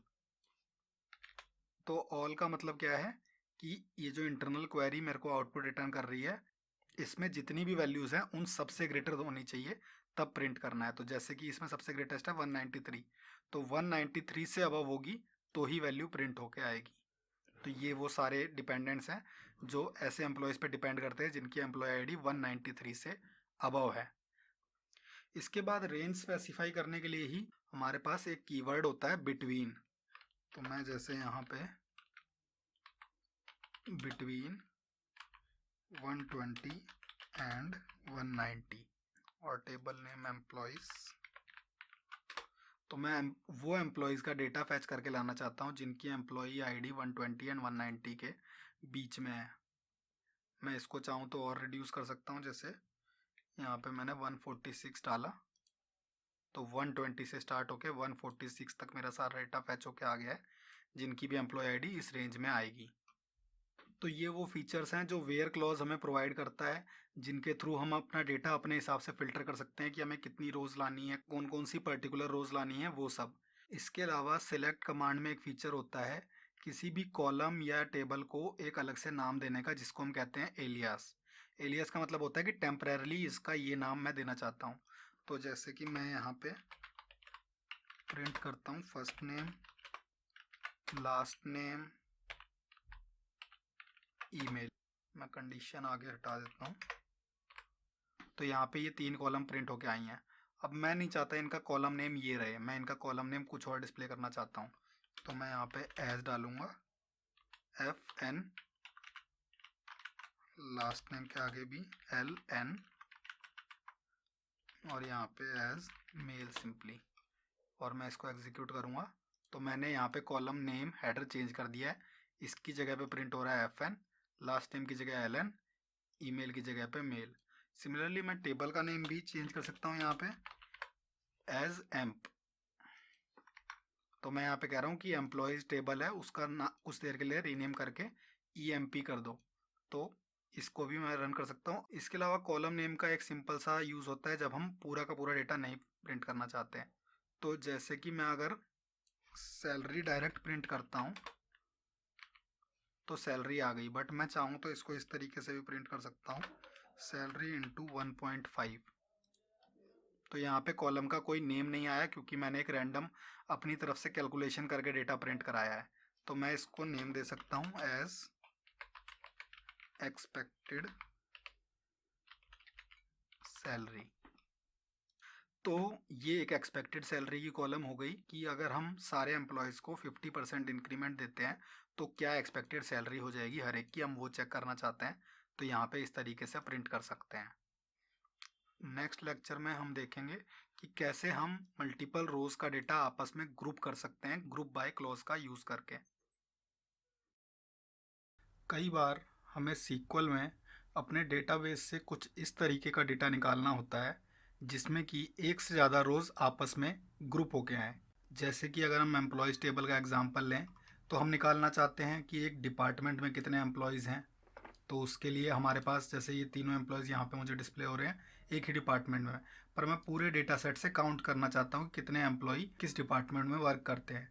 तो डायरेक्टली मेरे पास अभी तक ऐसा कोई कंडीशन नहीं है। मैं रोज़ को फिल्टर आउट कर सकता हूँ, मैं अपनी कॉलम्स चूज़ कर सकता हूँ, बट अभी तक मैं मल्टीपल रोज़ को आपस में ग्रुप नहीं कर सकता। तो इस चीज़ के लिए यूज़ होता है ग्रुप बाय। तो जैसे कि हमने एग्जाम्पल लिया था डिपार्टमेंट्स का, तो मैं यहाँ पे ग्रुप बाय क्लॉज लगाऊंगा, ग्रुप बाय और डिपार्टमेंट आईडी। अब जब मैंने ग्रुप बाय लगाया है तो मैं यहाँ पे स्टार नहीं यूज़ कर सकता, क्योंकि जैसे कि ये 5 रोज़ है जिनकी डिपार्टमेंट आईडी 6 है, तो अभी इनके लिए मैनेजर आईडी डिफरेंट है। तो क्योंकि मैं इनको ग्रुप कर रहा हूँ तो मुझे ये नहीं पता कि इनमें से कौन सी मैनेजर आईडी एक्चुअली मुझे पिक करनी है, तो मैं अब उस कॉलम को प्रिंट नहीं कर सकता। इस केस में मैं एक तो जिस कॉलम को मैंने ग्रुप बाय में डाला है उसको प्रिंट कर सकता हूँ, और उसके अलावा मैं यूज़ कर सकता हूँ एग्रीगेट फंक्शंस। सीक्वल हमें कुछ इनबिल्ट ऐसे फंक्शंस देता है जो ग्रुपिंग के साथ यूज़ हो सकते हैं, और इन डिफरेंट वैल्यूज़ को कंबाइन करके एक सिंगल वैल्यू हम निकाल सकते हैं। तो जैसे सबसे कॉमन एक एग्रीगेट फंक्शन होता है काउंट। मैं यहाँ पे काउंट यूज़ करूँगा एम्प्लॉई आईडी कॉलम पे। तो इस सीक्वल कमांड में मैं कह रहा हूँ कि मुझे डिपार्टमेंट आईडी से ग्रुप करके चाहिए कि हर इंडिविजुअल डिपार्टमेंट में कितने एम्प्लॉयज़ हैं। तो मैं इसको एग्जीक्यूट करूँगा और यहाँ पे मेरे पास ये डेटा आ रहा है। मैं इस कॉलम को कुछ नेम दे सकता हूँ एज एम काउंट। तो यहाँ पे ये डिपार्टमेंट आईडी है और ये एम्प्लॉय काउंट है। तो हर डिपार्टमेंट की इंडिविजुअल मुझे डेटा मिल गया है कि इस डिपार्टमेंट में कितने एम्प्लॉय काम करते हैं।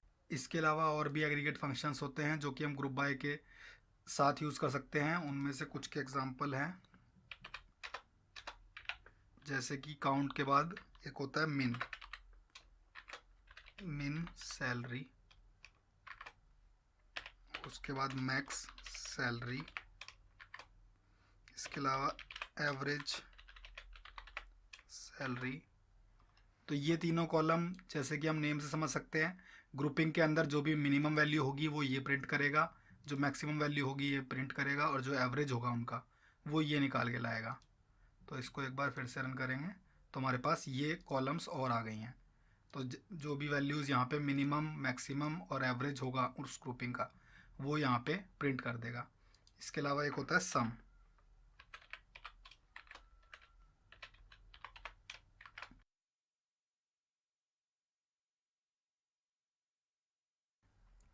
तो यहाँ पे अब हम इसका सारा डेटा देख सकते हैं। हर डिपार्टमेंट की इंडिविजुअल हमारे पास एम्प्लॉय काउंट है, कितने एम्प्लॉय उसमें वर्क करते हैं, उस डिपार्टमेंट की मिनिमम सैलरी क्या है, उस डिपार्टमेंट की मैक्सिमम सैलरी क्या है, उस डिपार्टमेंट की एवरेज सैलरी क्या है, और ओवरऑल जितने भी एम्प्लॉयज़ वहाँ काम करते हैं उनकी कुल मिला के इस डिपार्टमेंट में कितनी सैलरी ओवरऑल जा रही है। ये सारा डेटा हम ग्रुप बाय का यूज़ करके निकाल सकते हैं। इसके अलावा एक ग्रुप बाय का फीचर होता है हैविंग क्लॉज। अब ये जो सारी चीज़ें हैं एम्प काउंट मीन्स मैक्स, इस पे हम वेयर क्लॉज नहीं लगा सकते। मैं यहाँ पे चाहूँ तो जैसे वेयर लगाना चाहूँ, वेयर काउंट,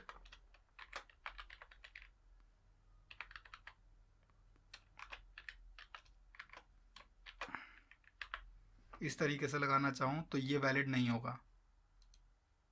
यहाँ पे ये एरर थ्रो करेगा कि एग्रीगेट फंक्शन मैं वेयर क्लॉज में नहीं पुट कर सकता।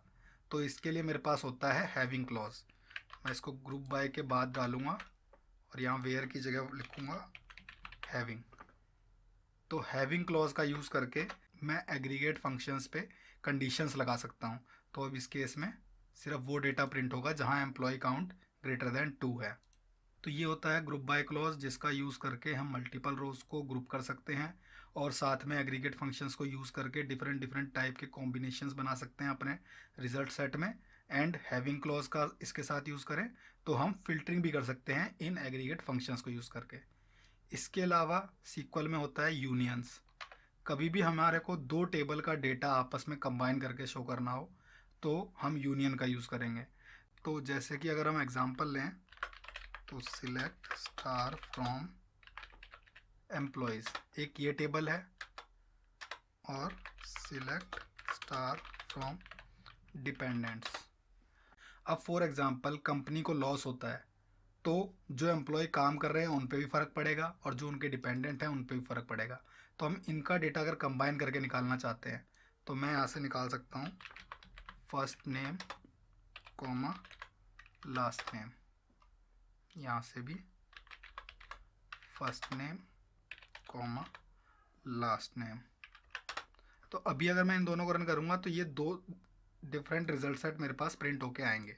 मैं इनको कंबाइन करना चाहता हूँ तो मैं यहाँ पे लिखूँगा यूनियन। अब ये एक सिंगल कमांड हो गई है और जैसे ही मैं इसको रन करूँगा तो मेरे पास 70 रोज प्रिंट होके आई हैं और इन दोनों का डेटा आपस में कंबाइन होके आया है। यूनियन करते टाइम हमें ये ध्यान रखना होता है कि जो कॉलम्स ऊपर से आ रही हों सेम टाइप की कॉलम नीचे से आ रही हों। ऐसा नहीं होना चाहिए कि मैं ऊपर से एक वैर कॉलम को प्रिंट कर रहा हूँ, यहाँ से इंटीजर को प्रिंट कर रहा हूँ, तो वो आपस में यूनियन नहीं कर पाएगा और एरर थ्रो करेगा। जब भी हम दो टेबल के ऊपर यूनियन लगाते हैं तो सीक्वल इंटरनली चेक करता है कि उनके बीच में कोई कॉमन डेटा तो नहीं है। अगर कोई कॉमन डेटा है तो वो दो बार प्रिंट नहीं होना चाहिए। ये चीज़ यूनियन ऑटोमेटिकली चेक करता है।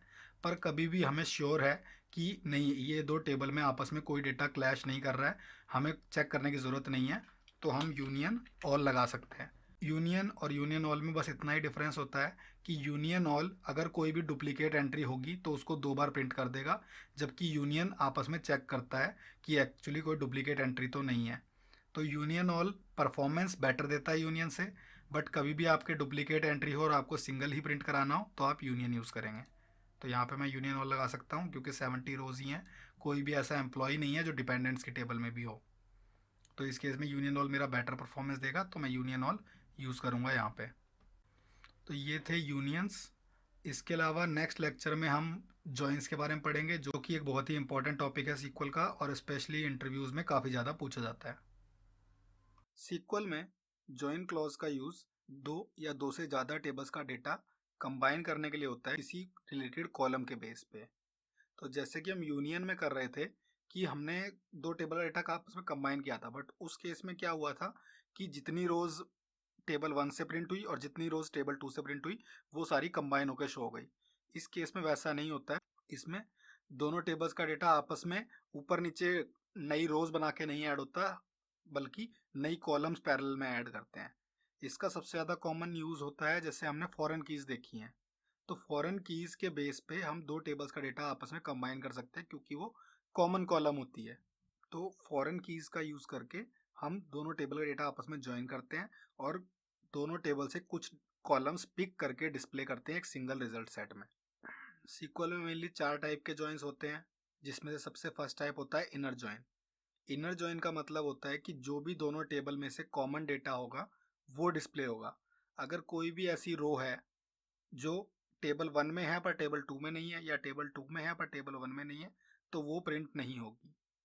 इसके बाद आता है left outer join. Left outer join का मतलब लेफ्ट टेबल की सारी वैल्यूज प्रिंट होंगी, राइट टेबल की एक भी वैल्यू नहीं प्रिंट होगी। जॉइन में लेफ्ट और राइट टेबल से बस इतना ही मतलब होता है कि हम जो दो टेबल को ज्वाइन कर रहे हैं उनमें से हम पहले किसको मेंशन कर रहे हैं। जिसको हम पहले मेंशन कर रहे हैं उसको लेफ्ट टेबल कहा जाता है, और जिसको हम बाद में मेंशन कर रहे हैं उसको राइट टेबल कहा जाता है। तो लेफ्ट जॉइन जो पहले मेंशन टेबल है उसकी सारी रोज प्रिंट करता है। अगर सेकंड टेबल में उसकी मैचिंग रो नहीं है तो भी उसको प्रिंट किया जाता है। राइट आउटर जॉइन एकदम लेफ्ट जॉइन के अपोजिट होता है। जैसे लेफ्ट जॉइन में सारे लेफ्ट टेबल वाले डेटा थे, इस केस में सारा राइट टेबल का डेटा होता है और लेफ्ट टेबल से सिर्फ मैचिंग डेटा पिक किया जाता है। फाइनल टाइप होता है जॉइन का फुल आउटर जॉइन।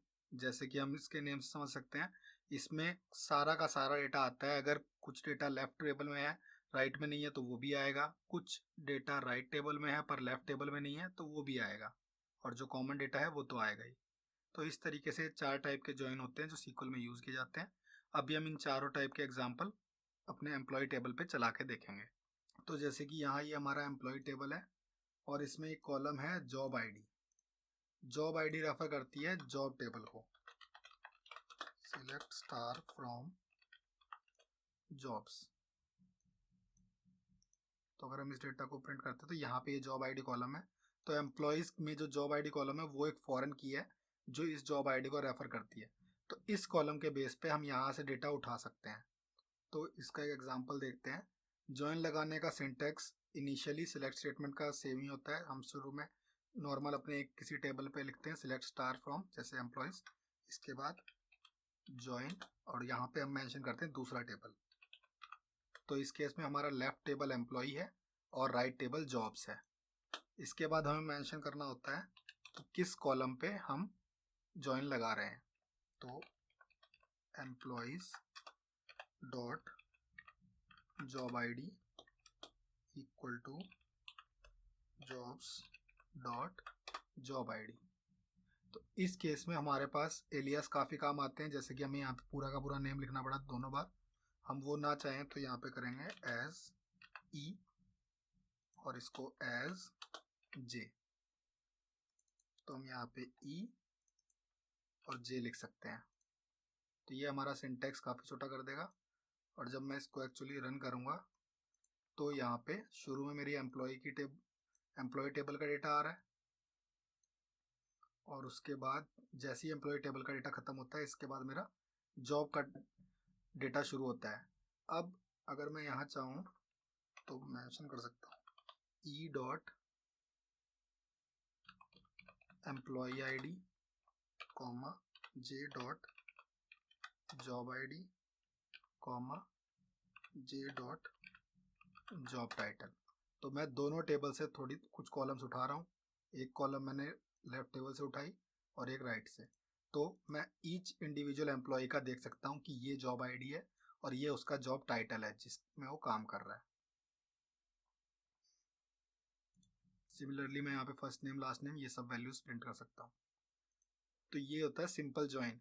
जब भी हम ज्वाइन वर्ड लगाते हैं और कुछ भी स्पेसिफाई नहीं करते कि ये कौन से टाइप का ज्वाइन है, तो बाय डिफ़ॉल्ट इनर ज्वाइन लगता है। इनर ज्वाइन अगर हमें लगाना हो तो हमें स्पेसिफाई करने की ज़रूरत नहीं है कि हम इनर लगा रहे हैं, default join type inner join ही है। इसके बाद हम देखेंगे लेफ्ट ज्वाइन। तो ये हमारा जो एम्प्लॉय टेबल है इसमें ओवरऑल 40 रोज हैं, और ये सारी की सारी जो 40 रोज हैं इनमें जो जॉब आईडी है वो सारी करेक्ट जॉब आईडी है, मीनिंग ये सारी जॉब आईडी राइट में एग्जिस्ट करती हैं। तो करंट हमारी सिचुएशन ऐसी है कि ना हमारे राइट टेबल में कोई ऐसी वैल्यू है जो लेफ्ट में नहीं है, और ना ही हमारे लेफ्ट टेबल में कोई ऐसी वैल्यू है जो राइट में नहीं है। तो डिफरेंट डिफरेंट टाइप के ज्वाइन करने के लिए हमें कुछ डेटा इंसर्ट करना होगा। तो यहाँ जाते हैं, यहाँ मैंने ये इंसर्ट स्टेटमेंट्स लिखी हैं। हम एक नया एम्प्लॉय इंसर्ट कर रहे हैं जिसकी जॉब आईडी ऐसी है जो कि जॉब टेबल में एग्जिस्ट नहीं करती। तो ये हमें हेल्प करेगा लेफ्ट ज्वाइन टाइप देखने के लिए। सिमिलरली हम जॉब्स में एक नई जॉब टाइटल ऐड कर रहे हैं और ये जॉब टाइटल किसी भी एम्प्लॉय के पास नहीं है, तो हम राइट ज्वाइन इसका यूज़ करके देख पाएंगे। तो इसको एक बार एग्जीक्यूट करते हैं। दोनों टेबल में एक एक रो इंसर्ट हो गई है। अब मैं इसको रन करूँगा तो अभी भी मेरी 40 रोज ही आएंगी क्योंकि बाय डिफ़ॉल्ट इनर ज्वाइन लगा था।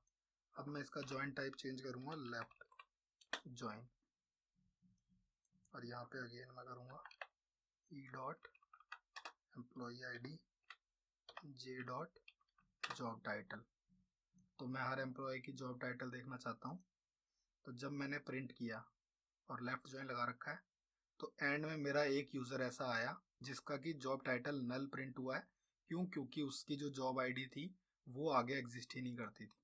तो मैं यहाँ से इसका देख सकता हूँ कि अगर मैं ई डॉट जॉब आईडी लगाऊंगा और इसके आगे जे डॉट जॉब आईडी लगाऊंगा तो यहाँ पे दो जॉब आईडी कॉलम है, ये लेफ्ट टेबल से आई है, ये राइट टेबल से आई है। और लेफ्ट टेबल में इसकी वैल्यू है पर राइट टेबल में इसकी कोई वैल्यू नहीं है क्योंकि मैंने लेफ्ट ज्वाइन किया है। तो यहाँ पे इसकी जगह नल नल प्रिंट हो गया है, पर इनने ये एटलीस्ट इसके लिए एक रो जरूर प्रिंट की है। सिमिलरली मैं इसमें राइट ज्वाइन लगाऊंगा और इसको रन करूंगा तो यहाँ पे मेरी 41 रोज प्रिंट हुई हैं। 40 एम्प्लॉयज़ जो मेरे पास थे उनका करेक्ट डेटा प्रिंट हुआ है, पर 41st रो प्रिंट हुई है जिसमें कि एम्प्लॉय आईडी और एम्प्लॉय टेबल से पिक किया वो जॉब आईडी नल है, क्योंकि ये जॉब आईडी किसी भी एम्प्लॉय को असाइन नहीं है, मतलब लेफ्ट टेबल में इसका कोई डेटा नहीं है। तो इस तरीके से राइट ज्वाइन वर्क करता है। अब इसके बाद मैं देखूंगा फुल आउटर ज्वाइन। तो यहाँ फुल ज्वाइन लगाऊंगा। फुल ज्वाइन लगा के रन करते हैं तो मेरी टोटल 42 रोज प्रिंट होंगी। बेसिकली जो लेफ्ट ज्वाइन में मेरा एक एक्स्ट्रा रो आई थी और जो मेरी राइट ज्वाइन में एक एक्स्ट्रा रो आई थी वो सब प्रिंट होंगी।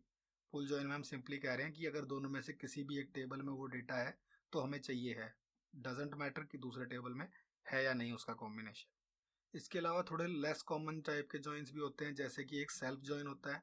सेल्फ ज्वाइन का कुछ भी मतलब नहीं होता, बेसिकली हम एक ही टेबल को खुद से ही ज्वाइन कर रहे हैं। तो इस केस में जैसे फुल ज्वाइन जॉब्स था, जॉब्स पे ना करके मैं एम्प्लॉयज़ पे ही करूँगा और इसका नेम जैसे कि मैं दे देता हूँ E1, और मैं यहाँ पे इन सबको हटा दूंगा और यहाँ पे E dot manager I D equal to E1 dot employee ID, तो मैं यहाँ पे प्रिंट कर सकता हूँ E1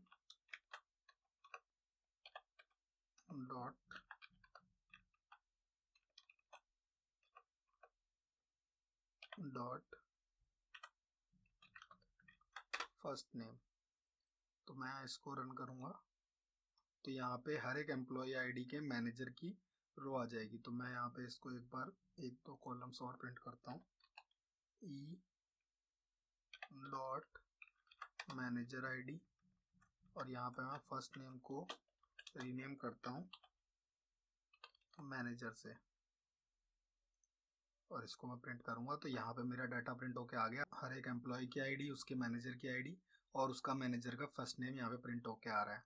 तो मैं यहाँ पे एक बार लेफ्ट जॉइन लगाऊंगा, इसको एग्जीक्यूट करूँगा तो मेरे पास 41 रोज आ रही हैं, सारे एम्प्लॉय आईडी उनके मैनेजर आईडी आ रही है। ऐसा एक एम्प्लॉय है जिसका कोई मैनेजर नहीं है, अगर मैं यहाँ पे हटा देता हूँ या इनर जॉइन लिख देता हूँ इसकी जगह पे, तो कुल मिला के 40 रोज आ गई। वो जो एक एम्प्लॉय था जिसका कोई भी मैनेजर नहीं था, वो डेटा मेरे पास प्रिंट होके नहीं आया।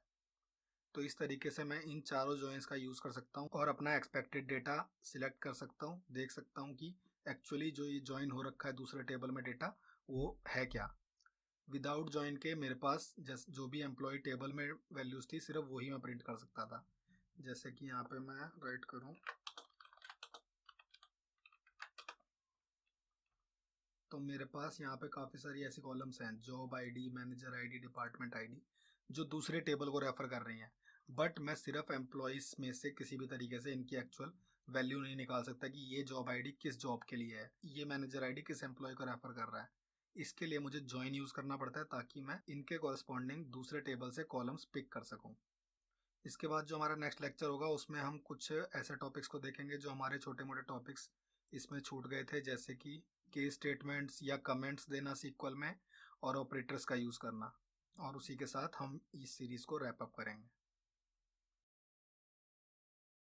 सिलेक्ट क्वेरी में कई बार हमें नल की जगह पे कोई दूसरी वैल्यू रिटर्न करनी होती है।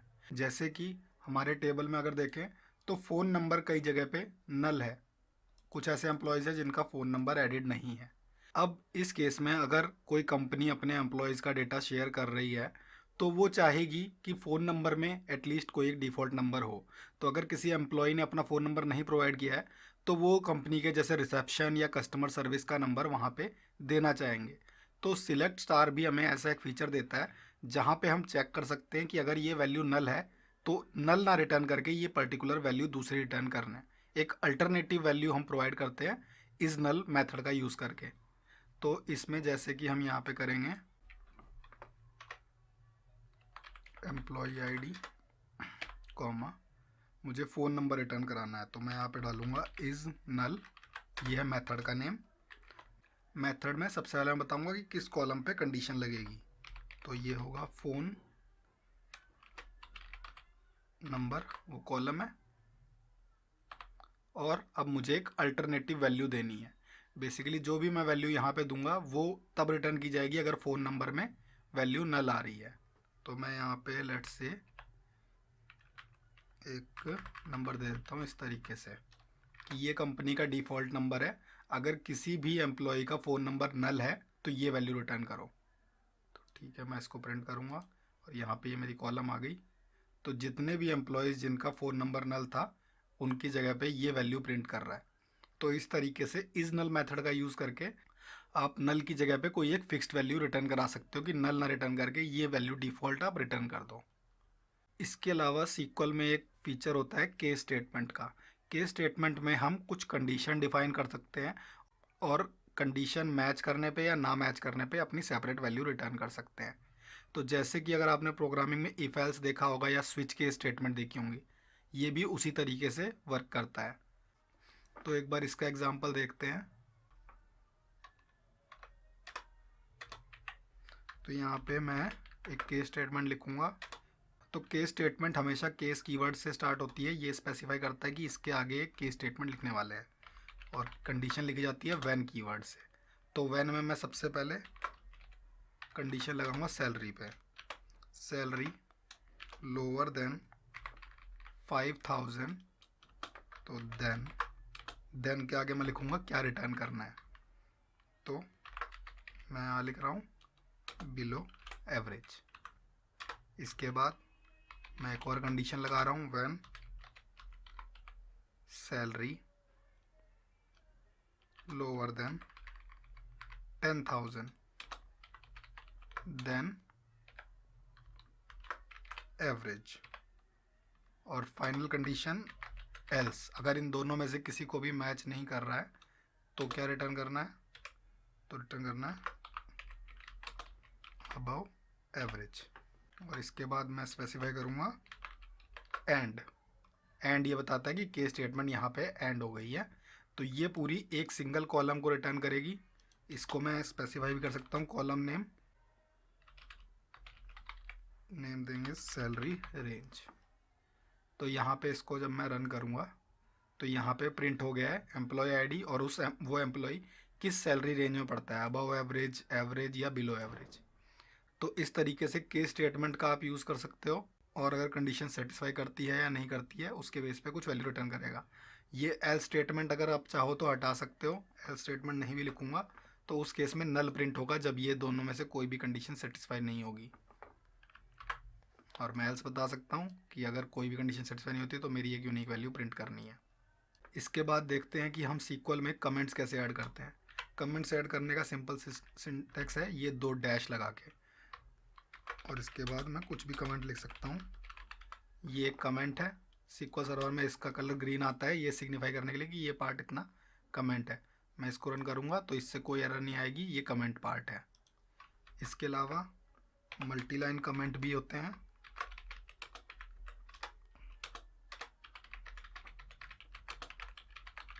तो जैसे कि मैंने यहाँ पे ये एक मल्टी लाइन कमेंट ऐड किया है, तो इस वाले केस में मैं नेक्स्ट लाइन में जैसे कुछ भी टाइप कर रहा हूँ तो वह एरर थ्रो कर रहा है क्योंकि ये सिंगल लाइन कमेंट था।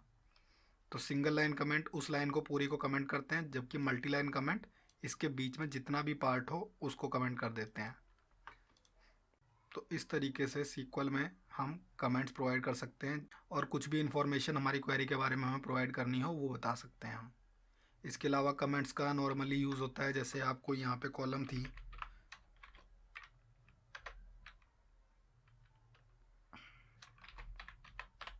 जॉब आईडी, तो मैं इसको प्रिंट अगर चाहता हूँ कि एक बार को इसके बिना व्यू करने का, तो आप सिंपली यहाँ पे ऐसे लगा सकते हो, तो ये इसको स्किप कर देगा और ये पार्ट कमेंट हो चुका है उतना। इसी के साथ हमारा ये सीक्वल ट्यूटोरियल का कोर्स यहाँ रैप अप होता है। अगर आपने स्टार्टिंग से ये कोर्स फॉलो किया है तो इस पॉइंट पे आप बेसिक सीक्वल क्वेरीज राइट कर सकते हैं। एक सीक्वल डेटाबेस में डेटा इंसर्ट करना, अपडेट करना, व्यू करना, ये सारे ऑपरेशंस आप परफॉर्म कर सकते हैं।